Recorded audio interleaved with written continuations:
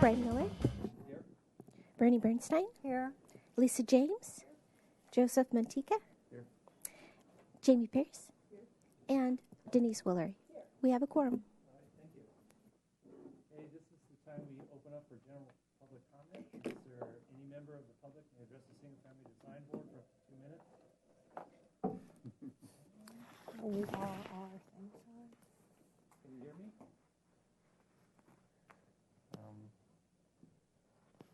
On any subject within the jurisdiction that is not scheduled for public discussion before the board on that day, the total item is for, says here, 10 minutes. So is anyone interested in speaking, come forward. And I don't see anybody. So I will close the open comment session. We will now go to approval of the minutes of the Single Family Design Board for November 2nd, 2015. So moved. All right, all those, okay. Do we have to read the items? Yes. Okay. Oh, so I can't make a motion till after we read them. All right. Okay. Thanks for the support. That's right. 1542 Cliff Drive. We have 210 Meigs Road.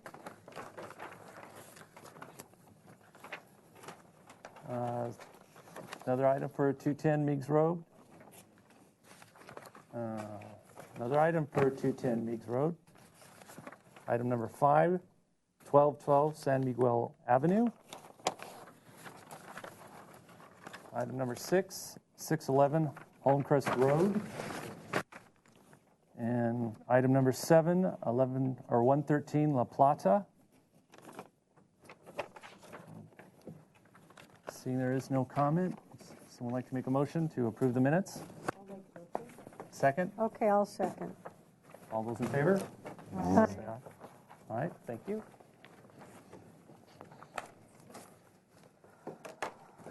Okay, the consent agenda for November 9th.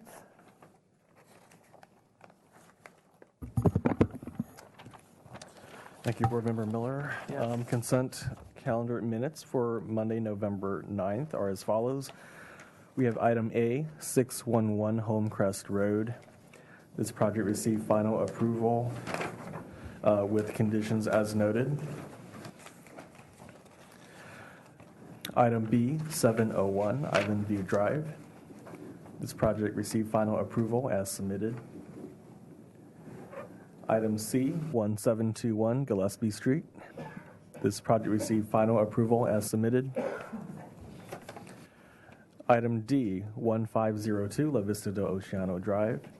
This project received project design approval with the NPO findings and final approval with the comment as noted. And item E, 841 De La Guerra Terrace. This project was continued indefinitely to consent with comments as noted.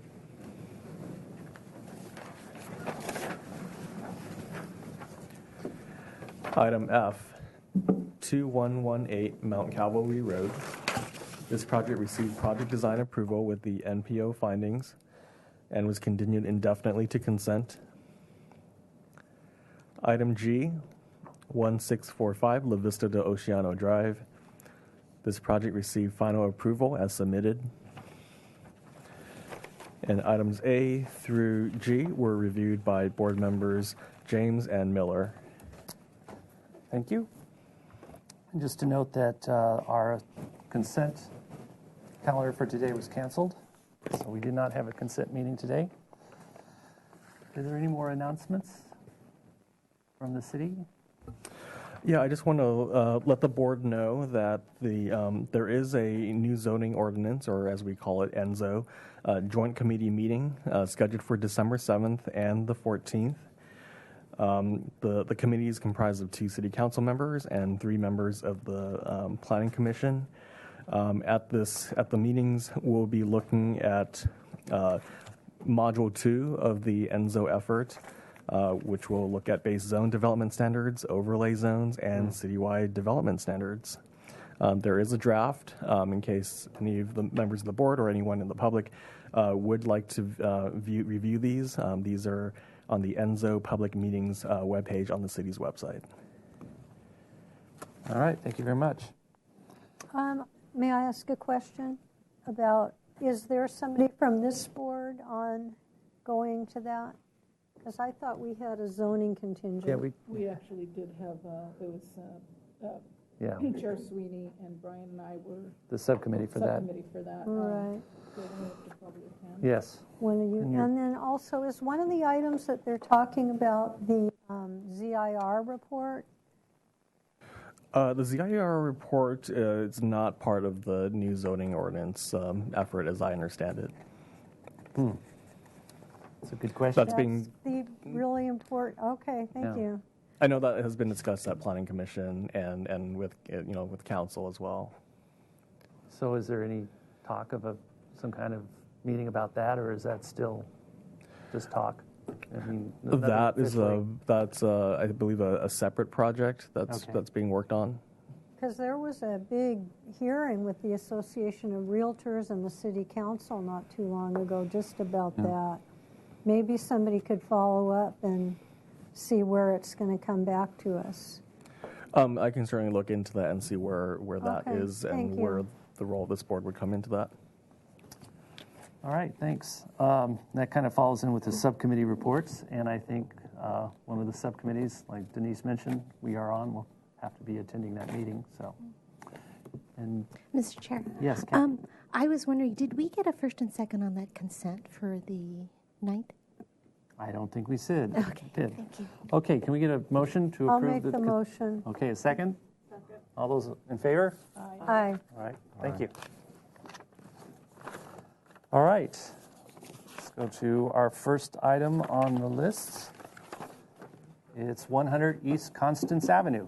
You can please step forward and introduce yourselves. And I can talk a little bit about this myself. Good afternoon, Daryl Becker with Becker Studios. Thank you. Kristen Becker, Becker Studios. Derek Eichelberger, 3D Studio. Yeah, you're not, make sure your green light's on. There you go. Thanks. Well, okay, yes. It's a little unexpected. This was a project that was gone before consent. It's a proposal for 366 square foot of first floor additions and 121 square foot of a second floor additions to an existing 3,357 square foot two-story single-family residence with a 523 square foot attached two-car garage. The property includes a designated Indian laurel fig tree to remain unaltered. The proposal of 4,367 square feet on a 37,779 square foot lot is 89% of the guideline maximum floor area ratio. This project will address violations identified in Zoning Information Report ZIR 2014-00300. Denise, can you read the minutes from the consent meeting? Yes, this was a review after final. It was requested to raise the second floor roof height.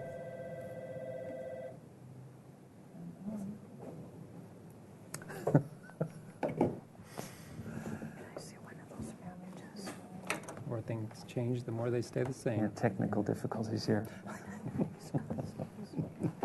This New York columnist tells me we're not on NBC News yet. Review after final is requested to raise the second floor roof height by 1 foot, replace existing Monier life tile with new two-piece Mission clay tiles throughout, revise the second floor exterior door and window to the covered terrace to be 1 4-panel door, eliminate the previously proposed rear yard trellis, construct a new sunken fire pit terrace, and install a new hot tub spa with pool decking around the existing pool. This was continued indefinitely to the full board with the following comment that the board supports the change in roof material to two-piece Mission clay tile. So, Jared, why don't you quickly go through and kind of explain what's going on, and then I'll follow up with why we decided to go to the full board. These are relatively minor revisions. I think the minutes indicate that the trellis is to be removed, and that's not factual. The trellis actually is to remain. That's here. And we brought a rendering here for your review. Essentially what we're putting in is a sunken terrace here. The trellis was always on the plan. It's been slightly revised. The other changes involve raising the plate of the second floor area. The house was originally done by Yeah, that's it. oh boy, Carlton. Yes. No, Carlton Winslow. Carlton Winslow. And we've essentially renovated the entire house. The main living room area had a larger and taller plate height. The original plate height on the second floor addition area that we thought was original was at 7'4". Our plans originally called for that to go to 8 feet. We realized under construction that area had previously been modified, and we felt it was more appropriately at 9 feet, which is the reason for the 1 foot request. And anyway, that's the major components of these revisions is that, and just bringing forward any small changes that have happened throughout the construction. So I just want to follow up with that because they went before consent. And the only reason I brought it up to the full board because we were going to approve everything they had done. We thought it was appropriate in the context of the style of the house, other than the fact that they're raising the second floor to 9 feet. I just didn't feel comfortable, nor did Lisa, that should have been decided because frequently second floor plate heights is a sensitive issue. So that's the only real reason they're before this board is to get your feedback in terms of the second floor being a 9-foot plate height. He has these pictures that are included, and it kind of shows you. There's in particular one picture I saw that kind of. It's a little further back. There's an example of the existing house where above the windows there's about a 3-foot frieze. And on the, actually maybe on the previous, it's on the submittal here. Oh, okay. So this is the main living room entry part of the house, and you can see. I still haven't found that second. I saw it. Is it not here? He had one showing the windows on the second floor. I have those here. You showed us what it showed Yes. Yeah. window. Look here. There you That's go. a little bit, yeah. That kind of shows you how the upper level windows are kind of cut off on the top. Squatty, yes. Is this house is right across the street from the church? Yes. Right Here across it the is. street. Here it is right You there. don't see it from unless You don't see it from. Yeah, you don't. It's you don't fully see it at screened. all. Yeah. You don't see it at all. We're just trying to be historically correct. This is the main part of the original house, and you can see there's. I'm sorry. That's all right. Here, I can do both. I'll give one to you and one. But there's a you can see there's sort of a frieze of about 3 feet above the windows here, whereas above the garage, it's the roof is slammed right down on the top of the windows. So we've raised that up, and then there's about a 10-inch trim component underneath the rafter tails, and we're bringing that down to match the existing part of the house in scale. We think it's appropriate, and You can see here how it. Yeah. So. I don't see any problem with raising it up. Not at all. Can't see it. Are we on questions? Yeah, we're in or questions now, comments, or so- what? Okay. Do you have a question? No, I don't have a question. Good. I was just wondering, well, there's sort of a two-part question. So what is the total height now with this proposed 1 foot raise, and second of all, if you're trying to be historically correct, was the house originally have a second story, or was it a 1-story? I don't know. So how can you be historically correct with the 2-story if it never? I don't understand. Well, it's in style. It's in the style, in the spirit of the design, the previous design. It's not really relevant to whether it's second story or first story, but what's happening is on that second floor, the ceiling is shoved down so that the rafter tails don't express themselves the same. The roof, the eaves, none of those express I themselves get the it. same. Okay. So we're just trying to make that spiritually So relate. what's the height of your proposal? Well, that's kind of The an garage important plate question. is, this will be a guesstimate, but I would say, Is it on the plans? well, we have it. I have it. I'm Yeah. sorry. The I've elevations. got everything Okay, yeah, detailed. let's get to The overall is, I was going to say, That is what you're 19. raising right here. You're raising it. just Yeah, that above the window. It's there, existing, it's just. How many square feet is in this approximately? 600. 600? 600. 547. It's not, we're not adding any square footage to what's existing. That's what I wanted. Yeah. So yeah, this kind of shows this is existing, right? Correct. Yeah. See how the 23.6. 23.6. Oh, it's punched right down. 23.6. It's sitting right down on Right, the- you on can the see sill. here as well. So you're just going to raise it, and what you'll end up with is a Correct. Look at the Bigger, proposed small freeze. Better reveal. About a foot and a half reveal. It's 23.6 total. oh, yeah. We're well under the solar Yeah. ordinance. I mean, this is that calculation. You'll end up raising that to put that area there to match, Right, basically Same matching reveal, that. yeah. exactly. And then is there something about changing the roof tile or? Correct. The roof had been previously replaced with light tile, and we're proposing to replace it with two-piece mission tile. See, here's what's on that roof. Oh, Yeah. okay. That's what they're proposing, those little. Oh, okay, I get it. All right, any other questions? Okay, go into comments. Any comments? Yeah, I see no problem with the request to go up another foot on the second story. I think Okay. they're well within the parameters that we like. Great. Support. All right, would someone like to? I just have a question. This is just for our knowledge as a board. When we have something like this that's covered, but it's not enclosed, does this count in the square footage? It's a patio. It's an open It's patio. a covered open patio, so it doesn't, correct? No, Right. Okay, It's so I already- just want us to be aware of that. the existing condition. Okay, would someone like to make a motion? Actually, Mr. Miller, Yes. can we call for public comment just as a matter Sorry. of procedure? Yeah. Public comment. Is anyone interested in making a comment about this project? Seeing, Look at the tile color, or are you mixing them? I think we already decided that was appropriate at consent, Yeah. and that we were just more concerned with the roof height issue and that.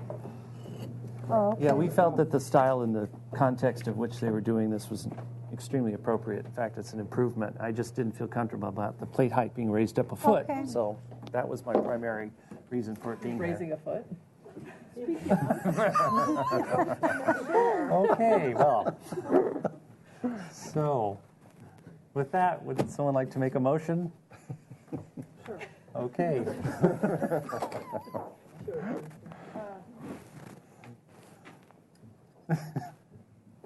The board would like to give this project final approval based on the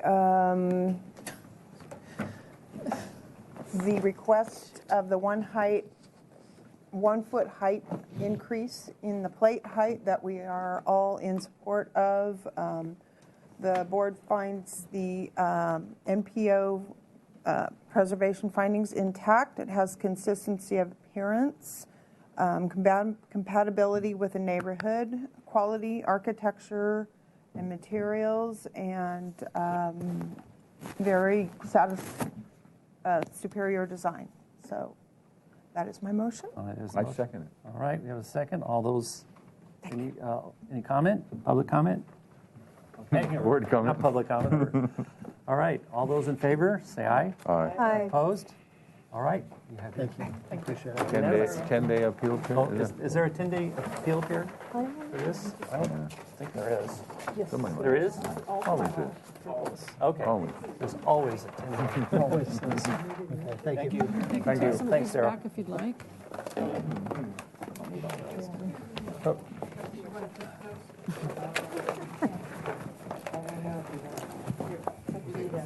No, you can do it. Great, thanks so much. Thank you. Okay, wait, where's my agenda? I lost it. Here's my agenda. Get in the bottom here. Wait, is that it? The staple thing?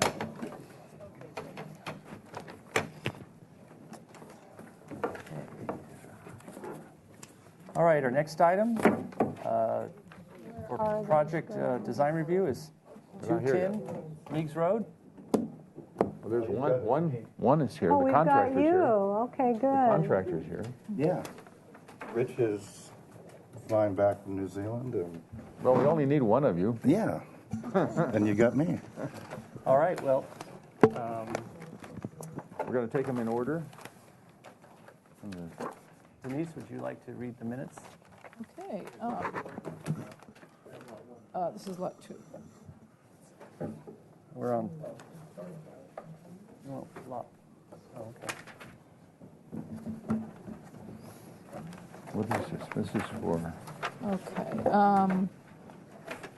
This was last reviewed on the 2nd of November, and the motion was as follows. We continued the project 2 weeks to the full board with the following comments. The board has positive comments regarding the project's consistency in appearance, neighborhood compatibility, and quality of architecture and materials. Provide details, including samples and colors. Action Bernstein Miller 600. Motion carried. All right, thank you. Okay. Please introduce yourself and. Bruce Blodorn, and I represent the owners of Lighthouse. Okay. And so for Lot 1, there were several other things that you couldn't take it through concept last time, and that was notes that we have in our CCNRs that, respond to the school and some of their concerns about sound. Okay. So that was addressed. The other thing that was addressed was the location of the air conditioning units, which is, I think, on this one, sheet 4. I talked with Allison this morning. Sheet 5. Or sheet 5. She said this one is in the setbacks, so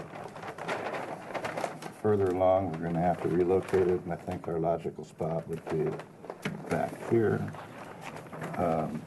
That's okay.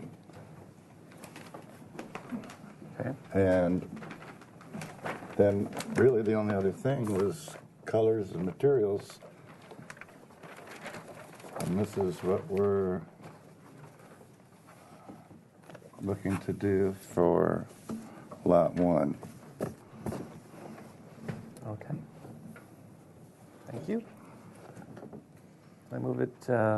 Is there any public comments? Seeing no one coming forward, I will close public comment and come to the board. Anyone have any questions? Do you have, oh, you do have the garage door, which is white, wood? Yeah, it'll be wood or the appearance of wood. The appearance of, okay, but, okay.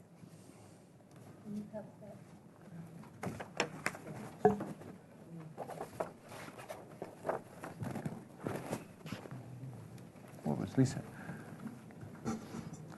Let me see the comments that we made, that we requested last. Denise, do you have the Denise? minutes? That was all it said. That's what I read. Yeah, okay. This Lot was lot 1. 1. Lot 1. Mr. Chair, Yes. Yes. is this really the true color of the window frames, this green, bright green? Or did it get funny in the... It might have not have printed. Well, I Yeah, he's got. okay. He didn't really put in the color, but it's a dark bronze. Dark It's bronze. not a green? Pardon? The green was an accent color for the front door. Oh. Dark bronze. And, what does that say? Anderson. So the green's the front door. Is it really this green? The front door? Yeah. Yes. Do you think it Okay. should be like maybe more of a celery green, or do you think it's appropriate? Fine with me. You can paint your door anything. It's not my favorite, but, it's here nor there, really. Any other questions? Move it into comments. Anyone have any comments?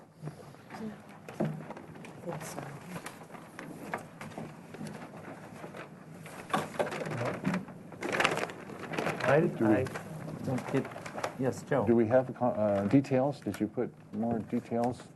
I've forgotten. Sorry, I apologize. No, we didn't really change the details. I thought we had a pretty good agreement The last thing we time. required was the board had positive comments into quality of architecture and materials.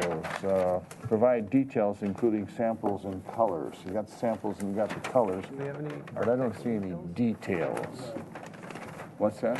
He said no. Well, this is That just project design approval. It's not for final. Yeah, okay. you would see details, I Okay. mean, All right, when we, great. bring So in we're good. final. All right. Provide details, including samples. Okay. Seeing there's no questions, would someone like to make a motion for either design project approval? I just, before we do that, just one last thing for Yeah. landscaping. So are you the association or you going to? No, we've discussed that last time. And on this There is one- no association. Yeah. But there's CCNRs. No, there Well, you aren't. just said there were. You said the CCNRs with the school or something. No, these were agreements that were part of our conditions of approval with the school. Things that we need to respect in terms of sound, And air privacy. conditioning, you said. Yes, that's Okay, but conditions. no landscaping. No. Okay. All right. We had talked before that they were just doing that. The landscape around the house was left Mm-hmm. to the owners. And they show that. We're doing the front, we're doing the cul-de-sac, Front, right. Yeah. and then the homeowner will do the rear yard. Yeah, Bernie, I remember I kept asking about CCNRs. It'd be great to something in place, but they can't. They don't have it. They can't have it. So it's just the way it is. Again, I forgot. I know I asked. Is this a public street now? That will be a gonna be a public public street, yeah. Yeah. The cul-de-sac, you mean? Yes. Yep. All right. Would someone like to? We're going to give them design approval. Yes. That's Giving them not project design final approval. approval. That's just design. That's just Yeah. because they don't have the detail. They're going to come before us again. Right. Yeah, we'll be back. For final. For final approval, but we're just granting them project design approval for now. Gotcha. All right, I'm ready to make a motion Okay. to approve. This is just only project number 210. It's number 1 Lot 1. and lot 1. And we'd like to give the project design approval and to return with the, with the final drawings and everything for final and details. Thank you.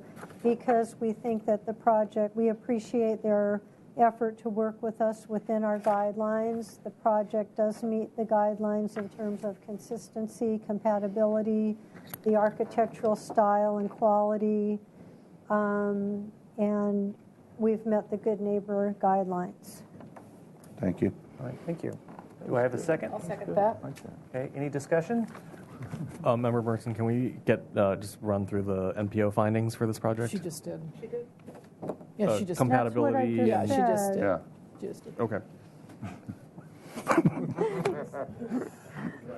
Very good. Do you want her to read it back? I think I said See, that. compatibility, You did quality. say that. Shortened it. We're kind of down. scatterbrained. It's a Left field. reflection He's of left my field. leadership, I To think. full board, I guess. We're final. Well, as long as we're moving forward. Yes, right. All right. So we get all those in favor, say aye. Aye. Opposed? All right. You got the project. One passed. Thank you. And we'll need a color board. That's floating around somewhere. This is We don't need There- one. and you That come went back totally with the perfectly relay. on And there time. should be a lighting Phenomenal. Oh yeah, those are lighting. board. Lighting to- cut sheet? Oh, Yeah. I just hid that underneath my, It's not, they're nice. They're nice. Stuff are rolling down the line. sorry. So we can see. We'll start with you, this next one. Okay, the next project, item number 3 is another 210 Biggs Road. Is this lot 2? 2. Okay.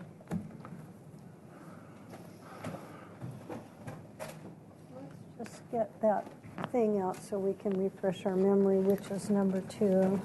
It's coming. Okay. Denise, do we have Yeah, minutes just for one that? second. Okay, all right. Okay, last seen November 2nd, 2015.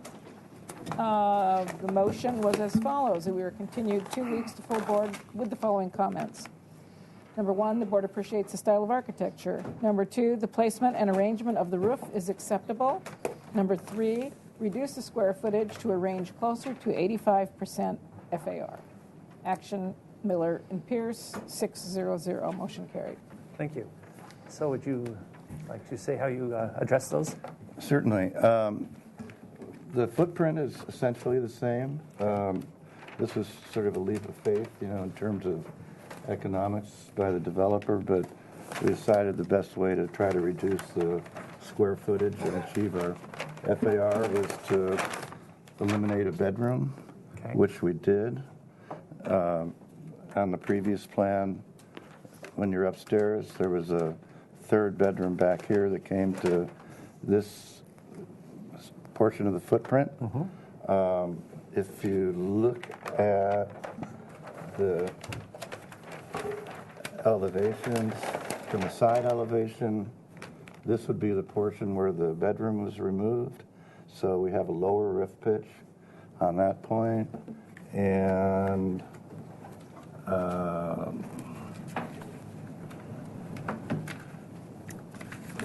sticking.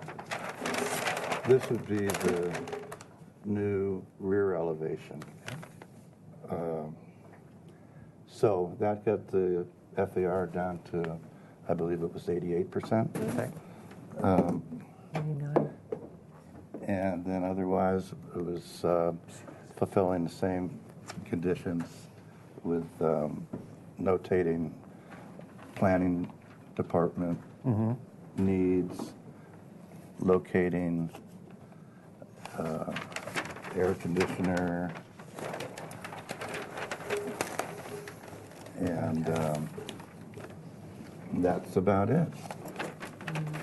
And I know the developer wanted to make a comment, is that, he's a little concerned that we're going from what a template was for, market research for the neighborhood and now going to a two-bedroom home. So, there could be a... You've reduced it from a 3 to a 2-bedroom? Is that in order to get that? No, a 4 to a 3, right? 4 to a... Well, yeah, 4. I mean, I don't know if that downstairs would ever be used for a bedroom. And we did make the second bedroom upstairs larger, so it's more of a suite rather than a bedroom. Okay.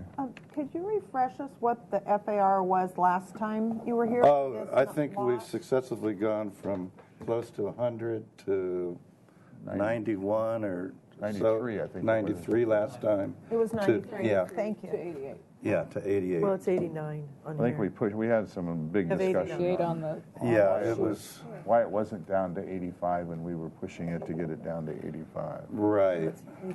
So in essence, Oh, you're excuse taking me. that, you stopped the, you Well, did away let's with look at it. Are we open to questions now? Okay. Yeah, so do you have a question, Joe? Yeah, I have a question. Do you have a previous, David, do you have the previous floor plan?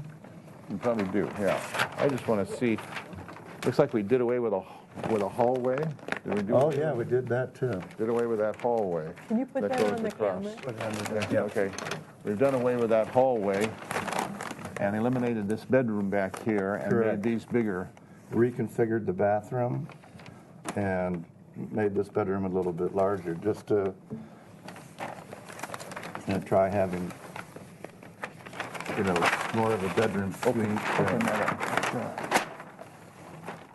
Yeah. This is the old, this is the new. Oh, okay. So then this is a lower roof line. Yeah, I understand. They made this much bigger now because they did away with this hallway. And you got it down to 86 by eliminating this same, It's same footprint. 88%, Same footprint. right? Yep. Okay. Are you here to speak about this, or? Well, hold on. Do we have any more Let me have- questions with the board? Okay, no questions. Do we have any comments from the city? I'm just here to answer questions if you had any about the subdivision and the conditions of approval. Okay, great. Thank you. I did a question. Yes. Did we get a color board for this one? Oh, we do. Same thing, same. Lighting fixtures. Same lighting fixtures, so I'll start with you this time since you got slighted. Gosh, really?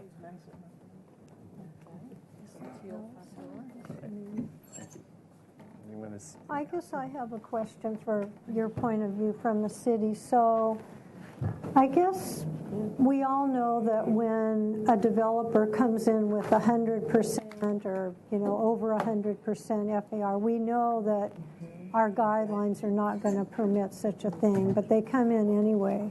And in your opinion now, with the subdivision and with the neighborhood compatibility, do you feel that they've gone far enough to meet our guidelines? I think that's really a question for the SFDB to decide collectively. The Planning Commission did not put home size limitations on these lots when they reviewed the project. It was reviewed without proposed homes, so they were looking at it just as a dry lot subdivision. So really that's something that is the purpose of your board to consider. and you made one comment, Bernie, that I think needs to be clarified. If it's 100%, it's a guideline. They can still, it doesn't mean they're not required, but they're not allowed. So, Did I make please, Yeah, please. introduce yourself. Come on over and sit down, closer, yeah. Addison Thompson, Chairman of the Planning Commission. I just wanted to correct it. Oh, it was on, I'm sorry. I just wanted to correct an incorrect statement that was just made that anything over 85% does not meet your guidelines.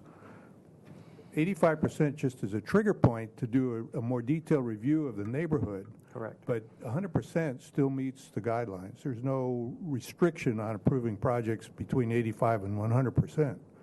So if you think that there is, that's not correct. Thank you. No, I thank you. I know what you're saying, and I stand corrected. But I do want to I have a remind question for you. everybody that there are 5 houses, so we have to be sensitive as well.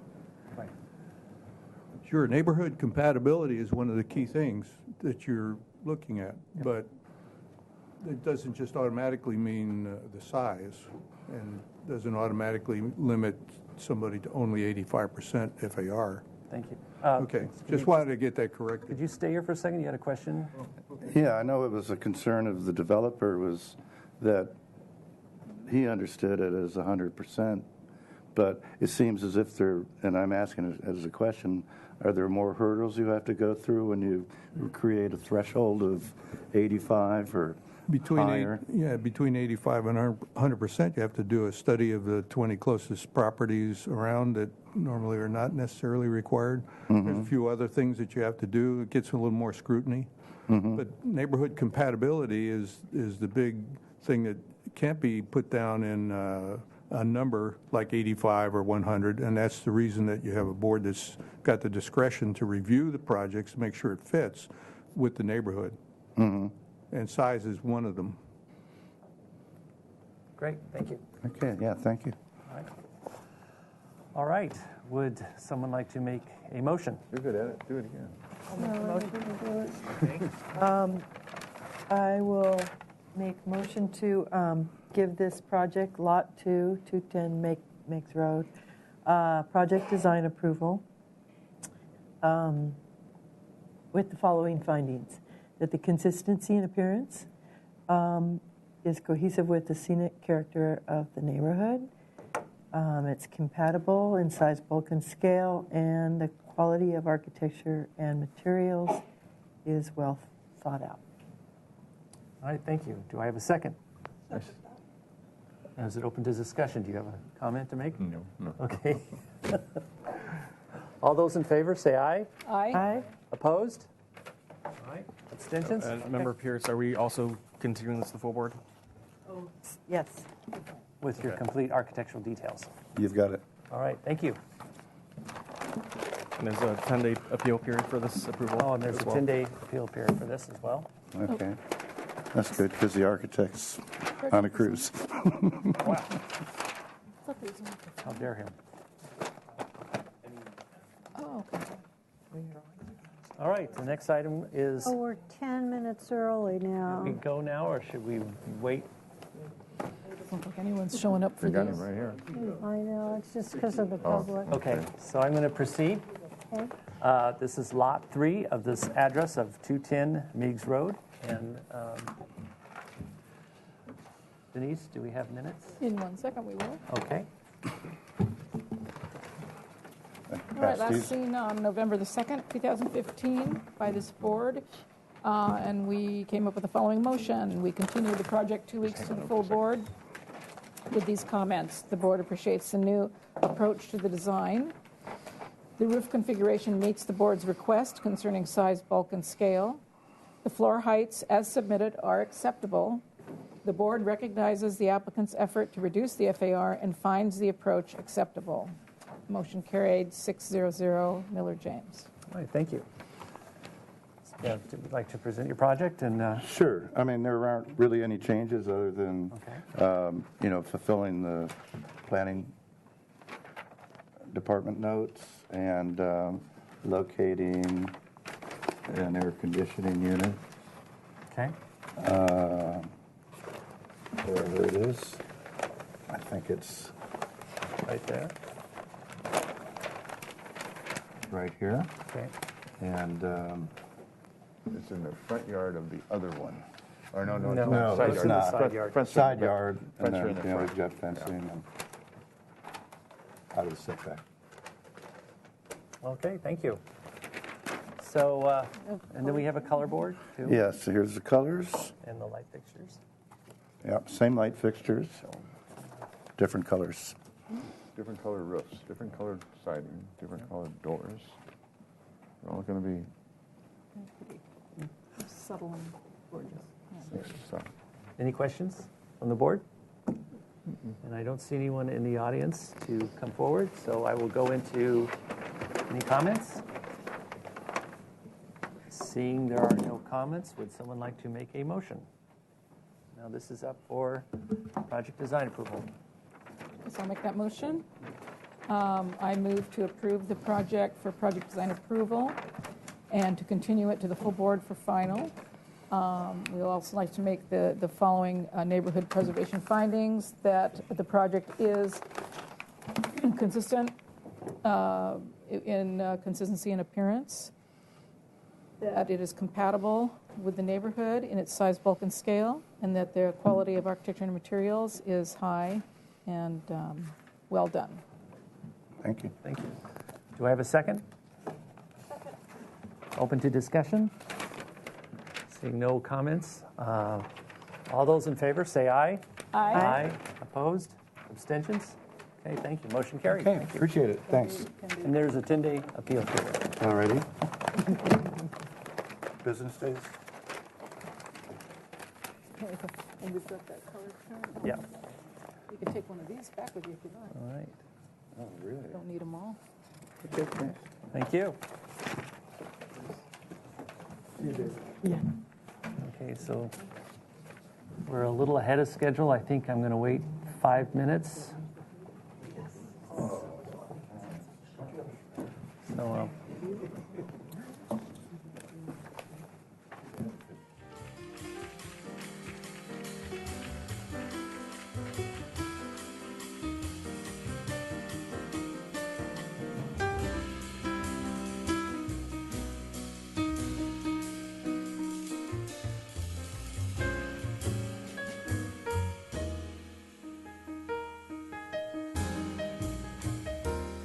the SFDB is now 3:55. This is 113 La Plata. I'd like to, Denise, tell the minutes from the previous meeting. Okay, this project is here for project design and final review. And it was last, yes, get on. Okay. Let me start over. This project is here for project design and final review.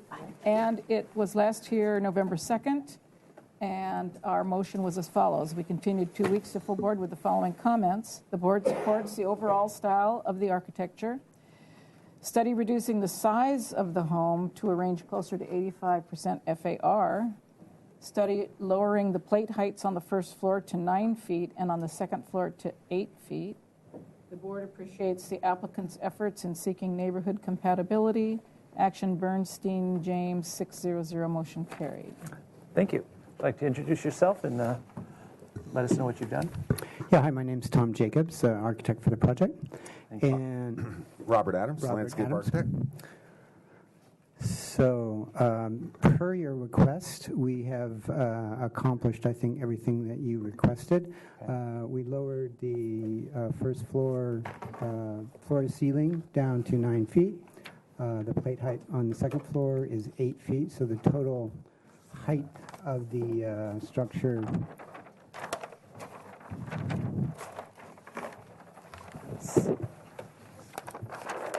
is 2111. You'll note that the allowable height is 30 feet, so we're way below that. And we decreased the square footage of the project down to an 86 FAR, 86% FAR. So I think that was what you were asking. And everything is, we've got our landscape drawings and colors and materials. Okay. That's great. Anything else? No, I would be very pleased to leave with final. Well, thank you. Our lighting is all night sky compliant. We've got one front door fixture that's kind of a showcase, which is night sky compliant. It's also underneath the overhang of the front area entry. And all of the rest of the lights are basically little step lights so that there's very minimal lighting. Great. We've got a composite shingle high definition roof and hardy shake shingles.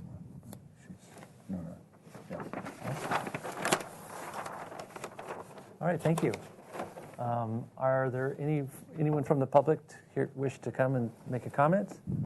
Seeing there is no one, is there any comments from the city? No, there is not. Thank you. So I'll bring it back to the board. Any questions? Yes. Thank you, Brian. On page 1, you show that the FAR is 86%, but it says here 91. So could someone? Yeah, that was the previous project description, which just didn't get updated by the technical folks. Okay, thank you. And what is the garage door made out of? Wood. Okay, because this looks like something else. That's painted white. Oh, it's painted white. Okay, fair enough. Thank you. Any other questions? All right, I'll move to any comments. Yes, boy, this is a beautiful project. Looks like it fits in with the neighborhood really lovely. I like your first page here. Where was that? The second page that shows the neighborhood compatibility. It's quite lovely. I think it'll fit in just beautifully with the neighborhood. There's several other 2 stories in the neighborhood. I think it's going to be a real asset to the neighborhood. Great, thank you. Anyone else? Any other comments? Yeah, I want to say you did a great job. I totally approve this. The size, bulk, and scale for me seems like you're completely appropriate with the neighborhood. Yeah, it's a nice decreasing style. the height, I think, makes a difference. Yeah. Mr. Chair, I'm sorry. Yes. I don't see the garage door on here. Well, he says it's wood and it's going to be painted white. So it's on the elevations. So the doors and windows are an abalone, so that's kind of a white? Kind of white, yes. Okay. Okay. And you know how they name it's right colors there. these days? Yeah, there is never not know. a color white. It's, I've never seen a white abalone. But it's anyway. a special pink color white. It's an albino. And so then you're going to have the glass on the That's top correct. course. Just the top row, right? Just the top row. Right. And I agree as far as making comments that the materials and the color selections all look very nice. All right. Would someone like to? Landscape plan. Yes. Any comments about landscape? Plan. I'd just like to comment that I think it's really helpful, and we appreciate it when you bring in like the streetscape and then the visual representation, so people that are watching can see how the compatibility is met. So thank you. Thank you. Would someone like to make a motion? I'd love to make a motion. Okay. So they're asking for both project design approval and final. Can't give them a final. Why do can't we give them final? We don't have details, but they can have those at consent on the, and we can bring them at the Okay. at the to the building Okay, department. sure. As long as they've got them. These are nominal details. I mean, Yeah. they're. I don't know, If you'd like to include that in your I would motion. like to include that. Okay. Does the house have a fireplace? No. Okay. So I move to approve the project for project design approval and final approval. What? Oh, to continue to consent for final approval. That's part of the condition. Yeah. That's right. And I would like to make the following preservation findings: that the project is consistent in appearance with the neighborhood and compatible with the neighborhood in its size, bulk, and scale. It has quality architecture and materials, and it's an overall very nice project. I'll second that. Okay. Is there any chance that we could have staff review those details rather than coming back on to an agenda? No, I guess not. Huh? I don't think that could don't think we can. I think it's just consent is just every Monday morning, and you just go through and go before one We'll person. probably get through it before staff would. Yeah, that's to be truth. You're right. And then once you get that, then We didn't vote. Two of us will look at it. We didn't say all in And we've favor already yet. approved. Yeah, we haven't. Yeah, we haven't done that yet.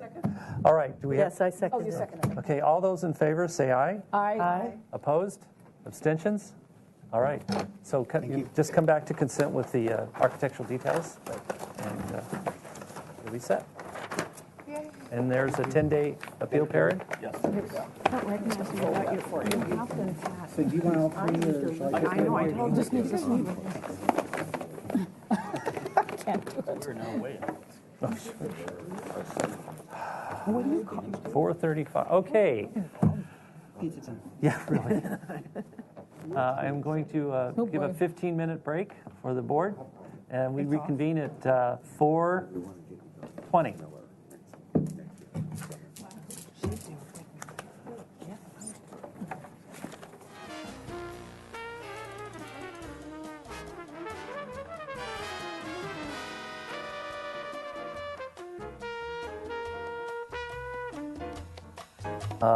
Our next project, is 435 East Valerio. Denise, do we have any minutes from the previous time?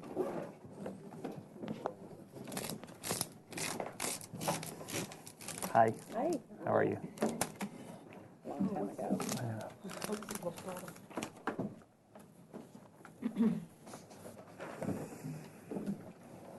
I added a couple of light fixture locations onto this set. Okay. Is that all right? I guess. So David, he has a revised set that has light fixture locations. And I'll leave that with you. Okay. Okay. This project was last reviewed on, looks like March 9th, 2015. And the board made the following motion. We continued the project indefinitely to staff hearing officer to return to the full board with the following comments. Number one, the board supports the front setback and open yard modifications and finds them aesthetically appropriate. Number two, the board appreciates the architect and owner's sensitive approach and efforts on the design of the project. Action 700, James Bernstein, motion carried. Thank you. Would you like to introduce yourself and explain and update us on what's happening? I'm Dan Weber. I'm the architect. Aurelia Parenta, homeowner. All right. So we'll do the quick version since you guys have seen the project before. Yeah, but we like it when you refresh our memory too. Great, I'll do the Yeah, do the whole- slower version. But I know the house.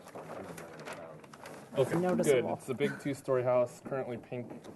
It's on the corner of Valerio and Olive. The address is Valerio, but the front door is on Olive, so it really feels like it's more an Olive Street house than a Valerio house. Where's the door? There. So this is the side facing Olive, and the hill kind of slopes down gently. It's shingles. It's got a composite shingle roof. The shingles are painted pink. The trim's painted white. There's been a lot of windows replaced over the years. Although there's some that are the originals, like these guys right here, and they're this double. It's a pair of casements, and then new ones like that one's new. That one's a new aluminum window, and then on the side of the house, facing the interior lot line, there's been this addition, which appears to probably have been like. They thought it was going to be a rental studio or something because it has an exterior stair. And then there's this funny situation with the garage on the interior lot line.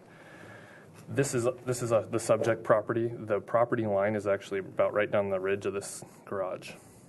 So part of our proposed project is to rectify this garage situation, which means tear down everything on this side and build a new garage.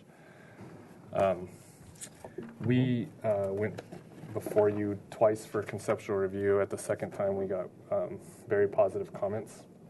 And in the interim, we've done some design changes to bring the project into alignment with the budget. And those include keeping as many of the existing windows as our original and replacing the new ones where appropriate to match the original ones. And taking our garage from a two-story garage, we proposed a little office above it down to a more simple one-story garage. Okay.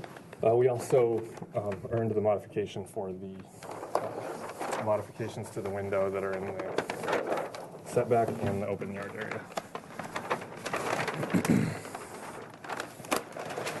The existing house, the front door right here off of Olive, we're keeping the exact footprint, including this sunroom on the ground floor. The garage, we're demoing everything that's on our property and leaving the portion that's on the neighbor's property.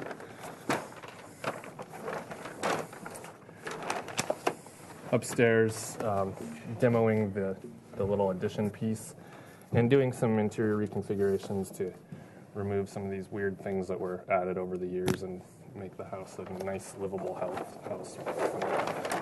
Modern day living standards. On the ground floor, there's existing hedges. Some of them are non-conforming heights. We're trimming them down to be conforming. We're adding a new curb cut to access our new garage, which is a simple rectangle. Our open yard area is the area that's shaded with the diagonal crosshatch.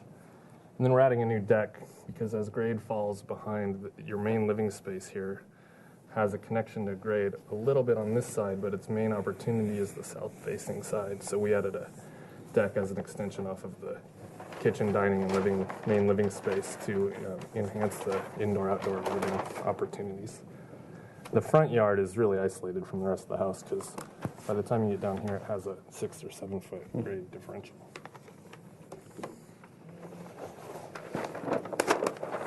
So, upstairs, we're bringing this kind of library area, this big landing, back to its original glory, if you will.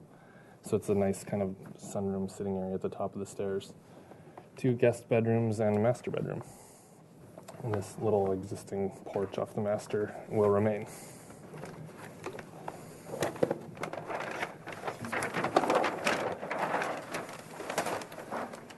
Electrical fixture locations. There's not much to point out here, but I just wanted to make a point of it because we've got fixtures to show you. There is, on the garage, all we have is 2 sconces, one over the garage door, one next to the swinging door. We have a door out of the bedroom. We have 1 sconce there. Under this covered porch, we have sconces flanking the door, which I'll show you, and a ceiling-mounted light. Very traditional arrangement for a craftsman-style home. And some recessed cans as you round the corner. over the front door, all there is a ceiling-mounted pendant, which we'll replace. And I have got light fixtures for you while we're talking about this. Traditional craftsman style sconce with a shaded lens for these locations: sconce there, and there. We've got the pendant in the same family. These are Restoration Hardware fixtures over the front door, and the same family ceiling mounted sconce under the porch. It's a real traditional craftsman arrangement there as well. Nice. Okay.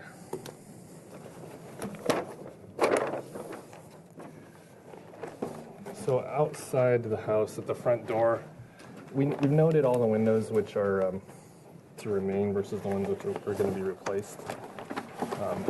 But the idea is you shouldn't be able to tell which ones are new and which ones are existing. So we just tried to clean up the architecture so that there's new windows are stacked above the existing windows. These 3 existing ones are to stay. A couple new ones where our laundry and bath are down below. This existing brick porch will remain, and the existing canopy over the entry, it's kind of sagging a little bit. We'll clean it up, but it'll remain. The front door will be a new front door, and it's going to be a wood craftsman style front door. The colors we've selected, anywhere that you see shingles is going to be this green body color. Anywhere you see trim or doors and windows or posts or anything that's not shingles, including this lattice skirt, will be this linen white color. And then we've got 2 doors that we're proposing to be the accent color, this Bonaparte. The main front entry door and the side door into the garage, which is not on this sheet. Okay. The existing roof will remain, and this new porch will be shingled to match the existing shingled roof. So we're replacing the 2-story studio addition, the thing that was on stilts, with a new entry porch on the side. So when you park in the new garage and you come into the house, this will be probably the door you use on a day-to-day basis. New French doors into the kitchen area, traditional craftsman style porch. These outlookers with a diagonal ticker will just match in the new locations. And might have to show you guys some photos just to see what I'm talking about. So there's the front entry porch that we're just going to clean up. This is one of the existing windows to remain. So it just has fairly small trim around it that we're keeping. Front porch. These existing outlookers have a diamond pattern on the end of them. Existing windows. Skip that image. That's that front brick thing, which we'll be cleaning up. This gives you a good idea of the typical even rake, standard craftsman, a thick fascia board on the rake detail, no fascia board on the eave detail, and outlookers. So this elevation is this one. So That's you're correct, yeah. putting railings in here, putting a Yep. smaller window here, More kind of centering a proportionate. big window Yeah. and making it symmetrical. This window is an existing to remain. Yeah. And then This actually has a really weird flat roof thing that extends out over this door. We're going to get rid of that and just make this a little shed to match the entry canopy shed and character. Keep popping this window out. We're leaving. That's an existing window to remain. That's staying. Yep. So. Yep. Oh, I see, okay. Yeah. There's this ugly porch thing which we're proposing to clean up with a new railing.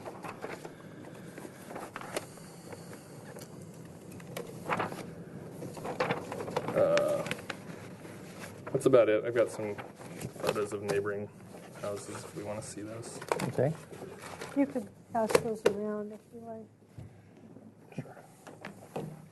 Okay, thank you. Is that your presentation? One more piece is the garage. Yes, let's see the garage. Right back. We previously proposed a 2-story garage, and if you recall, it was tough to get this thing within the setbacks. It's much simpler now being a one-story. It's just a simple gabled box, all matching the exact same detailing of the main house. Same pitch, same materials, exact same detailing as the existing stuff to remain, and matching window styles. We have the door, which will be the accent color, the red. Windows are the white, and the body is green. No windows facing the neighbor. Okay. And that's our presentation. Okay, thank you. So, do we have any speaker slips? We do not have speaker slips, but I did want to relay something to the board. Unfortunately, Michelle Bedard, the case planner, isn't able to join us for the review right now. But she pointed out that there was a condition in the staff hearing officer resolution. There were 3 conditions. The second is that the applicant shall study relocating the garage doors facing Olive Street toward the interior north property line. So there is some concern that the garage doors should be moved more on center with the footprint of the garage. I believe if you take a look at that. We've done exactly that. We've just centered them on the building form. So it's been done. Okay, so you addressed those concerns. Okay. Actually, there's concern that there's a portion of the garage that also jogs out, and I think the intent was to have it center with the entire width of the garage, not just the the original front facade. design. That's not this design. Yeah, we've revised the garage, so there's no jogs whatsoever. It's a simple rectangle, and the doors are centered on the gable. So this is revised from what you submitted previously? The garage plan. This is what you submitted. Yeah. Yes, you're correct. We've revised that jog to address that concern. Okay. I didn't realize we did that prior to this at all. Do you want to compare the two, or do you?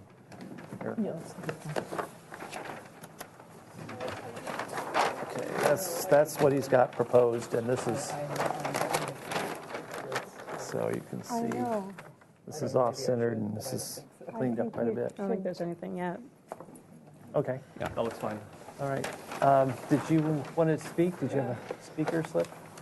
Oh, shoot.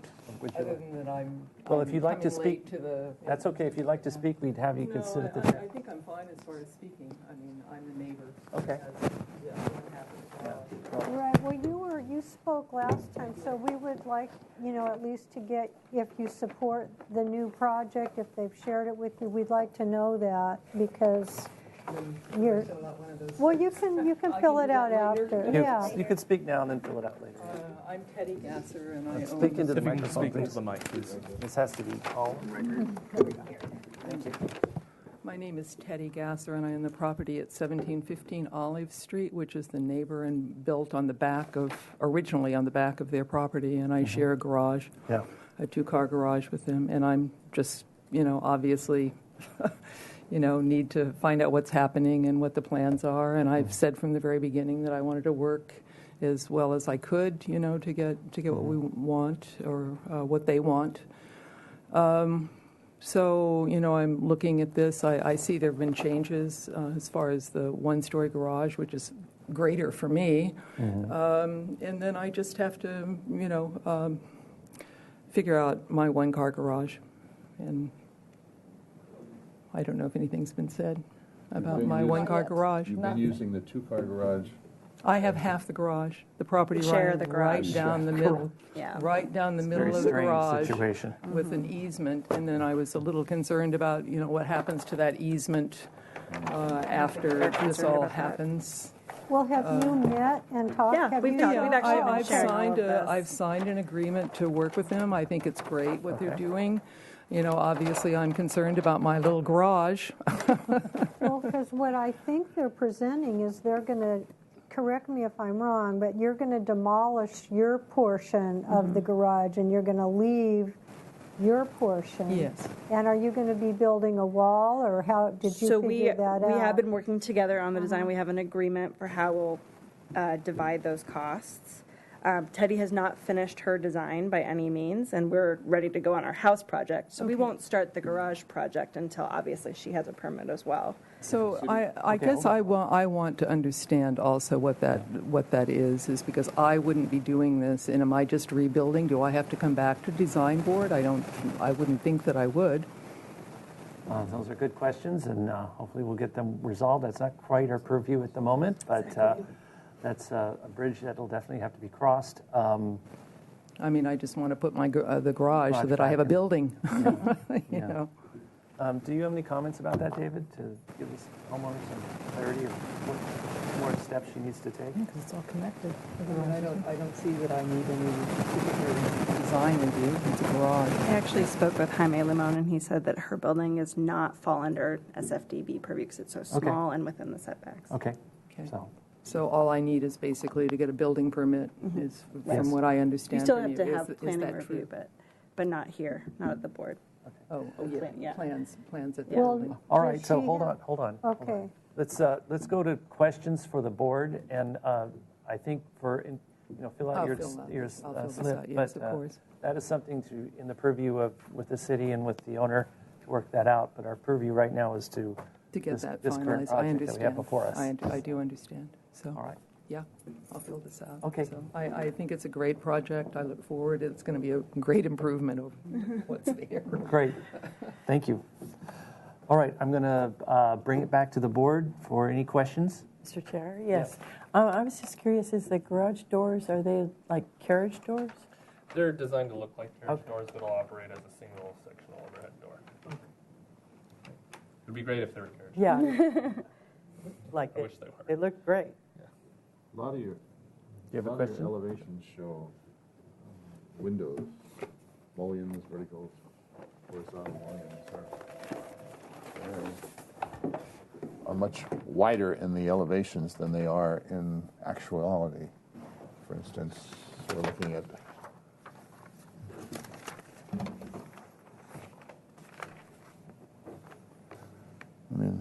to me that looks at least 6 inches wide, and here they're very. I'm just looking at the looks of what like it looks. These vertical mullions. Well, these ones are existing to remain. We're not proposing to. Yeah, it's just draftsmanship. I don't think it has anything to do with. If he says this, the whole window. Yeah. Well, it says it's existing windows to remain. I know. Okay. So yeah, that's these Same existing with divided the light pictures windows which will wrap same with around. the pictures on the side. I'm just commenting that they don't look like. The existing windows don't look like what's in your.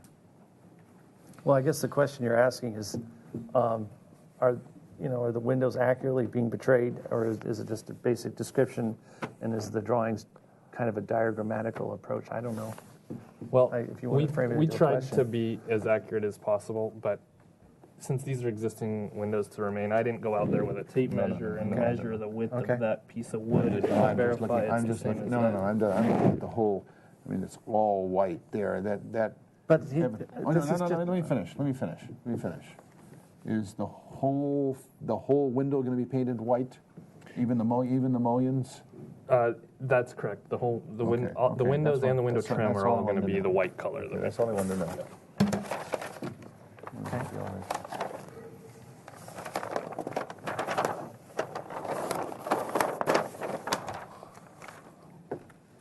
Any other questions, Joe? Yeah, look at the pictures over there. Pull it over. We've got pictures on here. Yeah. I think they're on the plan below. Here they are.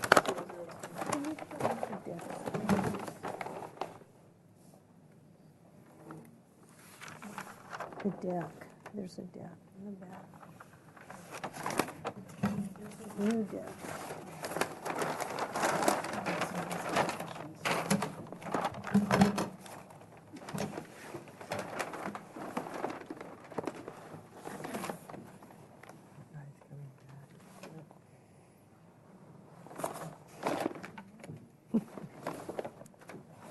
Okay, that's fine. Anyone else have any other questions? Bernie does, but Yeah, I have a couple of questions. Can you talk to us about the 42-inch high motorized gate? Sure.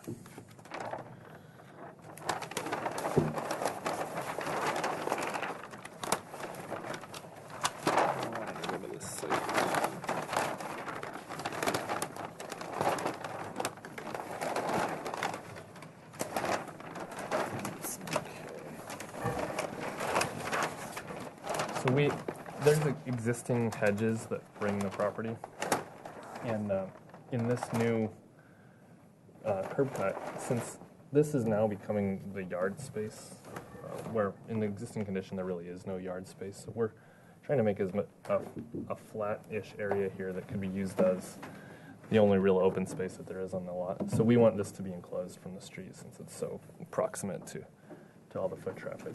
So we're proposing two brick pilasters that will match the brick pilasters adjacent to the entry, and a wood gate that would slide across to enclose that front yard area. So little kids and dogs and stuff can be contained within the yard.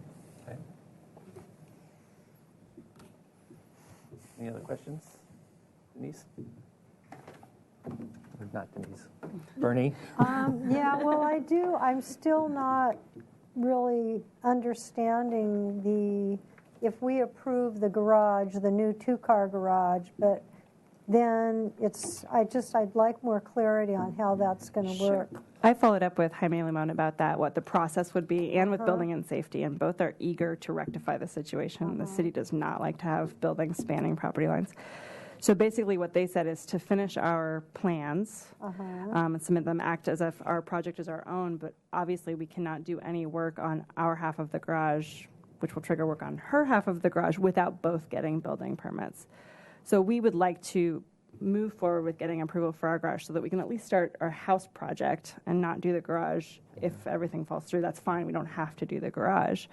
And then meanwhile, Teddy can start her design process and get any approval she needs, including permits. And then we can jointly pursue the project together for that portion. So, what? That makes sense. That's clear. Totally clear. Totally clear. The city's going to allow her to put her wall up right on the property line. They did say that was fine. That They're she gonna did allow not. Yep, she does not have to conform to the setbacks because she's existing. Mm-hmm. I have a question. Hold on. Do you have any details or elevations of the gate that you're proposing? We Did we approve that already, or? We did already look at it, and we had a discussion about this whole area with the tree. Yeah, we want to do a very traditional craftsman style wood gate. So brick pilasters and a horizontal. This is just a wood framed gate with a traditional craftsman cloud lift detail that will slide. Okay. All right. Thank you. So I You have a believe she wanted to. I did. Yeah, do you have a comment? I do have only one comment about as far as what happens to the easement, not to let that, I'd like to, because we do have an easement. What? They govern the easement. They don't govern Well, the our easement. purview is aesthetics, size, bulk, and scale. And that's your. But can you bring that That's the picture next back now? question. Okay. Yeah. Thank Wait, you. can you've obviously, they've shared with you We did share the, this, yeah. what the proposal, So- what the intention is, I'll, right? I'll clarify. Yes, I'll clarify that. It's going very small, yeah. At the very first time we came before SFDB, you asked us to do a study on what this could look like if this became cut in half. So we did a study to show this is one option of what could be proposed, but this today is not our project. Yeah, this is a Right, future I project that will be understand. proposed. I by know. Do you have any questions? No. Okay. As Okay, of I that- think we're done. Could I just- One more. You have one more One more comment? thing. Yeah. I mean, I know the peaked roof is somehow important to you guys. We're not even looking at your design I right know, now. Yeah. but I just want to ask this question, if you don't mind. I'm wondering, because I've looked at a lot of garages up there, and a lot of them are flat roofed. Okay. So, I mean, I don't know how that would impinge upon. Well, the only on comment I anything. can make: bring your design to us, and we will let you know how. But I we- don't have to go through this design committee. Oh, Yeah, well, there you go. Yeah. Go. All right. Thank you. Yay. Thank you. All right. Do we have comments? Does anyone have a comment?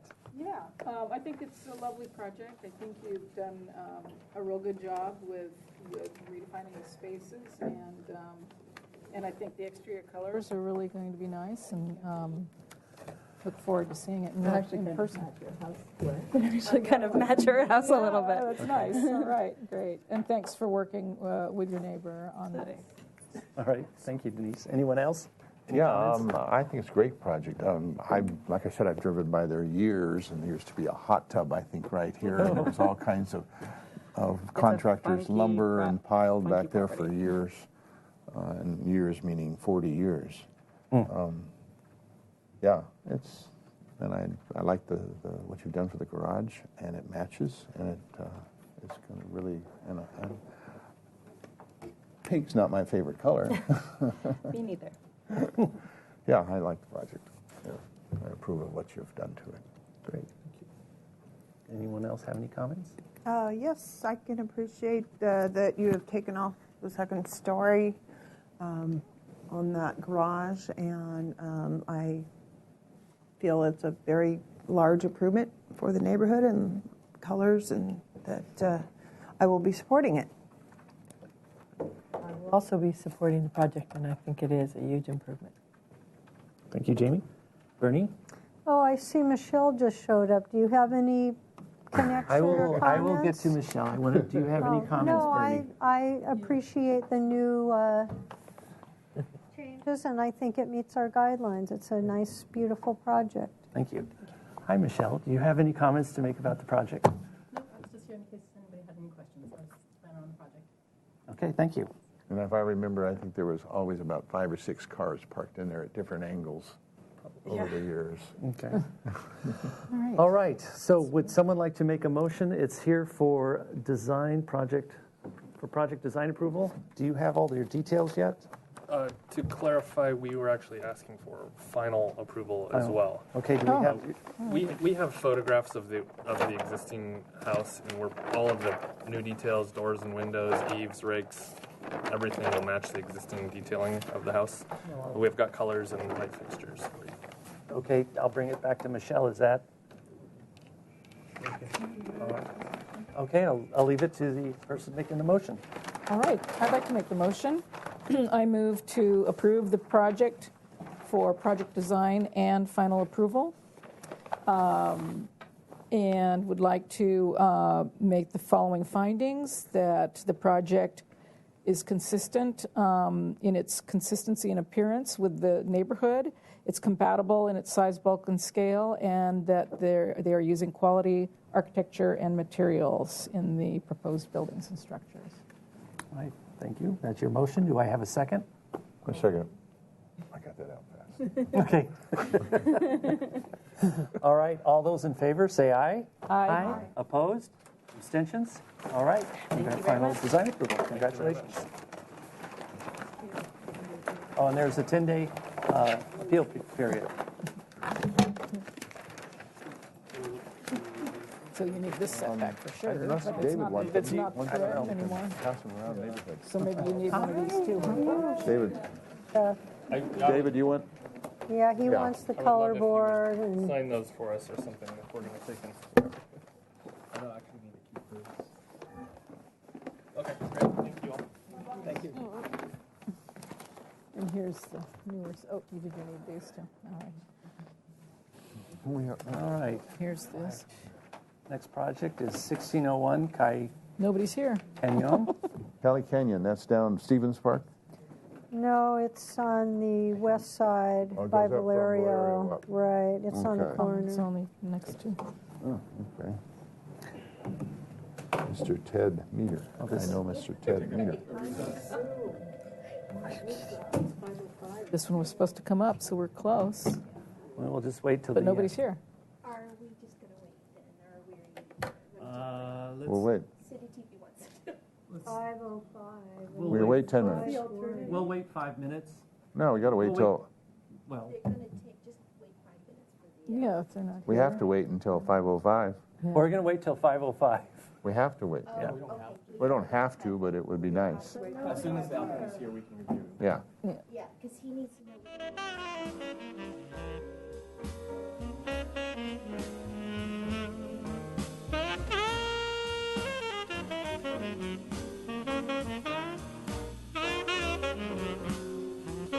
Its address is 1601 Kai Canyon, and it's here for comments only. The proposal is to demolish and reconstruct portions of the first floor add 87 square feet of the first floor and construct a new 343 square foot second floor to an existing 892 square foot one-story single-family residence with an attached 166 square foot one-car garage. The project includes a new 832 square foot covered patio on the ground floor and a 200 square foot second floor deck. The total of 1,488 square feet of development on a 6,374 square foot lot in the Hillside Design District is 54% of the required maximum floor to lot area ratio, FAR. The project will address violations in Zoning Information Report ZIR 2012-00242. If you'd like to introduce yourself. And yes, I'm Ted Meter, I'm the architect. Okay, and kind of explain what you're doing. Here we go. Okay, what we have is existing one-story home. It's extremely tiny. It's 929 gross, 892 net square feet. So it's a two-bedroom, one bath, and it's an example of the old housing stock that is really just too small for modern young starter couples. And so the project here is to add a master suite and a bath upstairs. We have a lot of FAR left over, but what this project came up against was a existing non-conforming parking that just simply cannot be corrected in any known way on this side of the lot. So you might want to, if you're going to refer to the model. And the camera. Yeah. So just for the history and the intent of the project. Rotated the same way the drawings are. There you go. That's it, yeah. Rotate drawings. No, the other way. The camera has to read it. Yeah. Sorry. Okay. Someone's going to lose an eye here. Okay. And the alternative would be a new curb cut, a new driveway location on Valerio, which is more problematic with traffic, and a great deal of the project budget would be used up in creating a new two-car covered legal parking. So this project is attempting to slide in under the 50% add clause where we don't upgrade the parking. It remains existing non-conforming, and we add 48% of the existing net square feet. That is why the ground floor add is pretty minor. 104 square foot gross on the ground floor is the only add, and all the rest of the available square foot is used on the second story.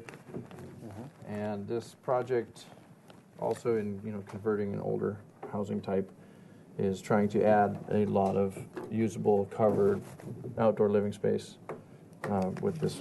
This is an outdoor room, the last two bays. So have a fireplace, counter pass through to the kitchen, covered dining area. So all of this is new, second floor. Here's the existing house, existing, and the ground floor in here has been bumped out 4 feet, and that's the new ground floor. All of the new porch here is new. Okay. I could flip to the elevations, but they came out a lot like the model, so well, I'll go ahead and why not talk about them because we have a before and after here. Let's put this. Before facing Valerio, after. Good. We won't be touching the corner of the living room that's closest to the street. It's right on the 15-foot setback.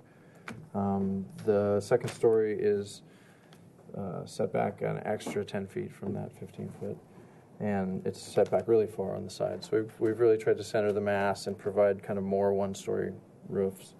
There's a second-story deck, but it's toward the backyard, and it hides behind the roof as seen from Valerio.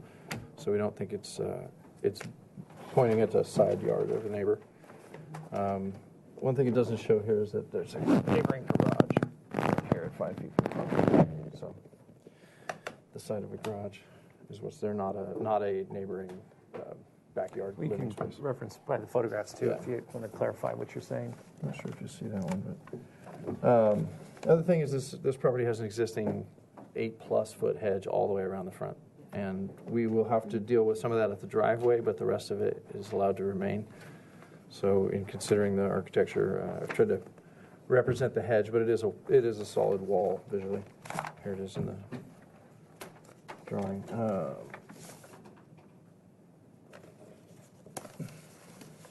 This is the neighbor to the north on Valerio. Quite a ways away. And here's the neighbor to the east on Calle Cannon. Yeah, East would be south. Let's see. South. Wow, south. Okay, then that wasn't north. That was east. All right. Okay, and this is going uphill here. This goes up to a wooded area, and there are no neighbors facing the back of the house. This two-story facade here. Mm-hmm. So that just goes up to trees.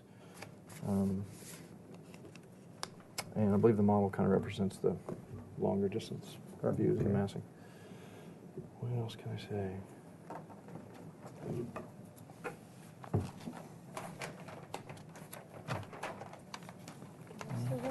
Yeah. So anything else you can think of that's Just the floor plan? yeah, we're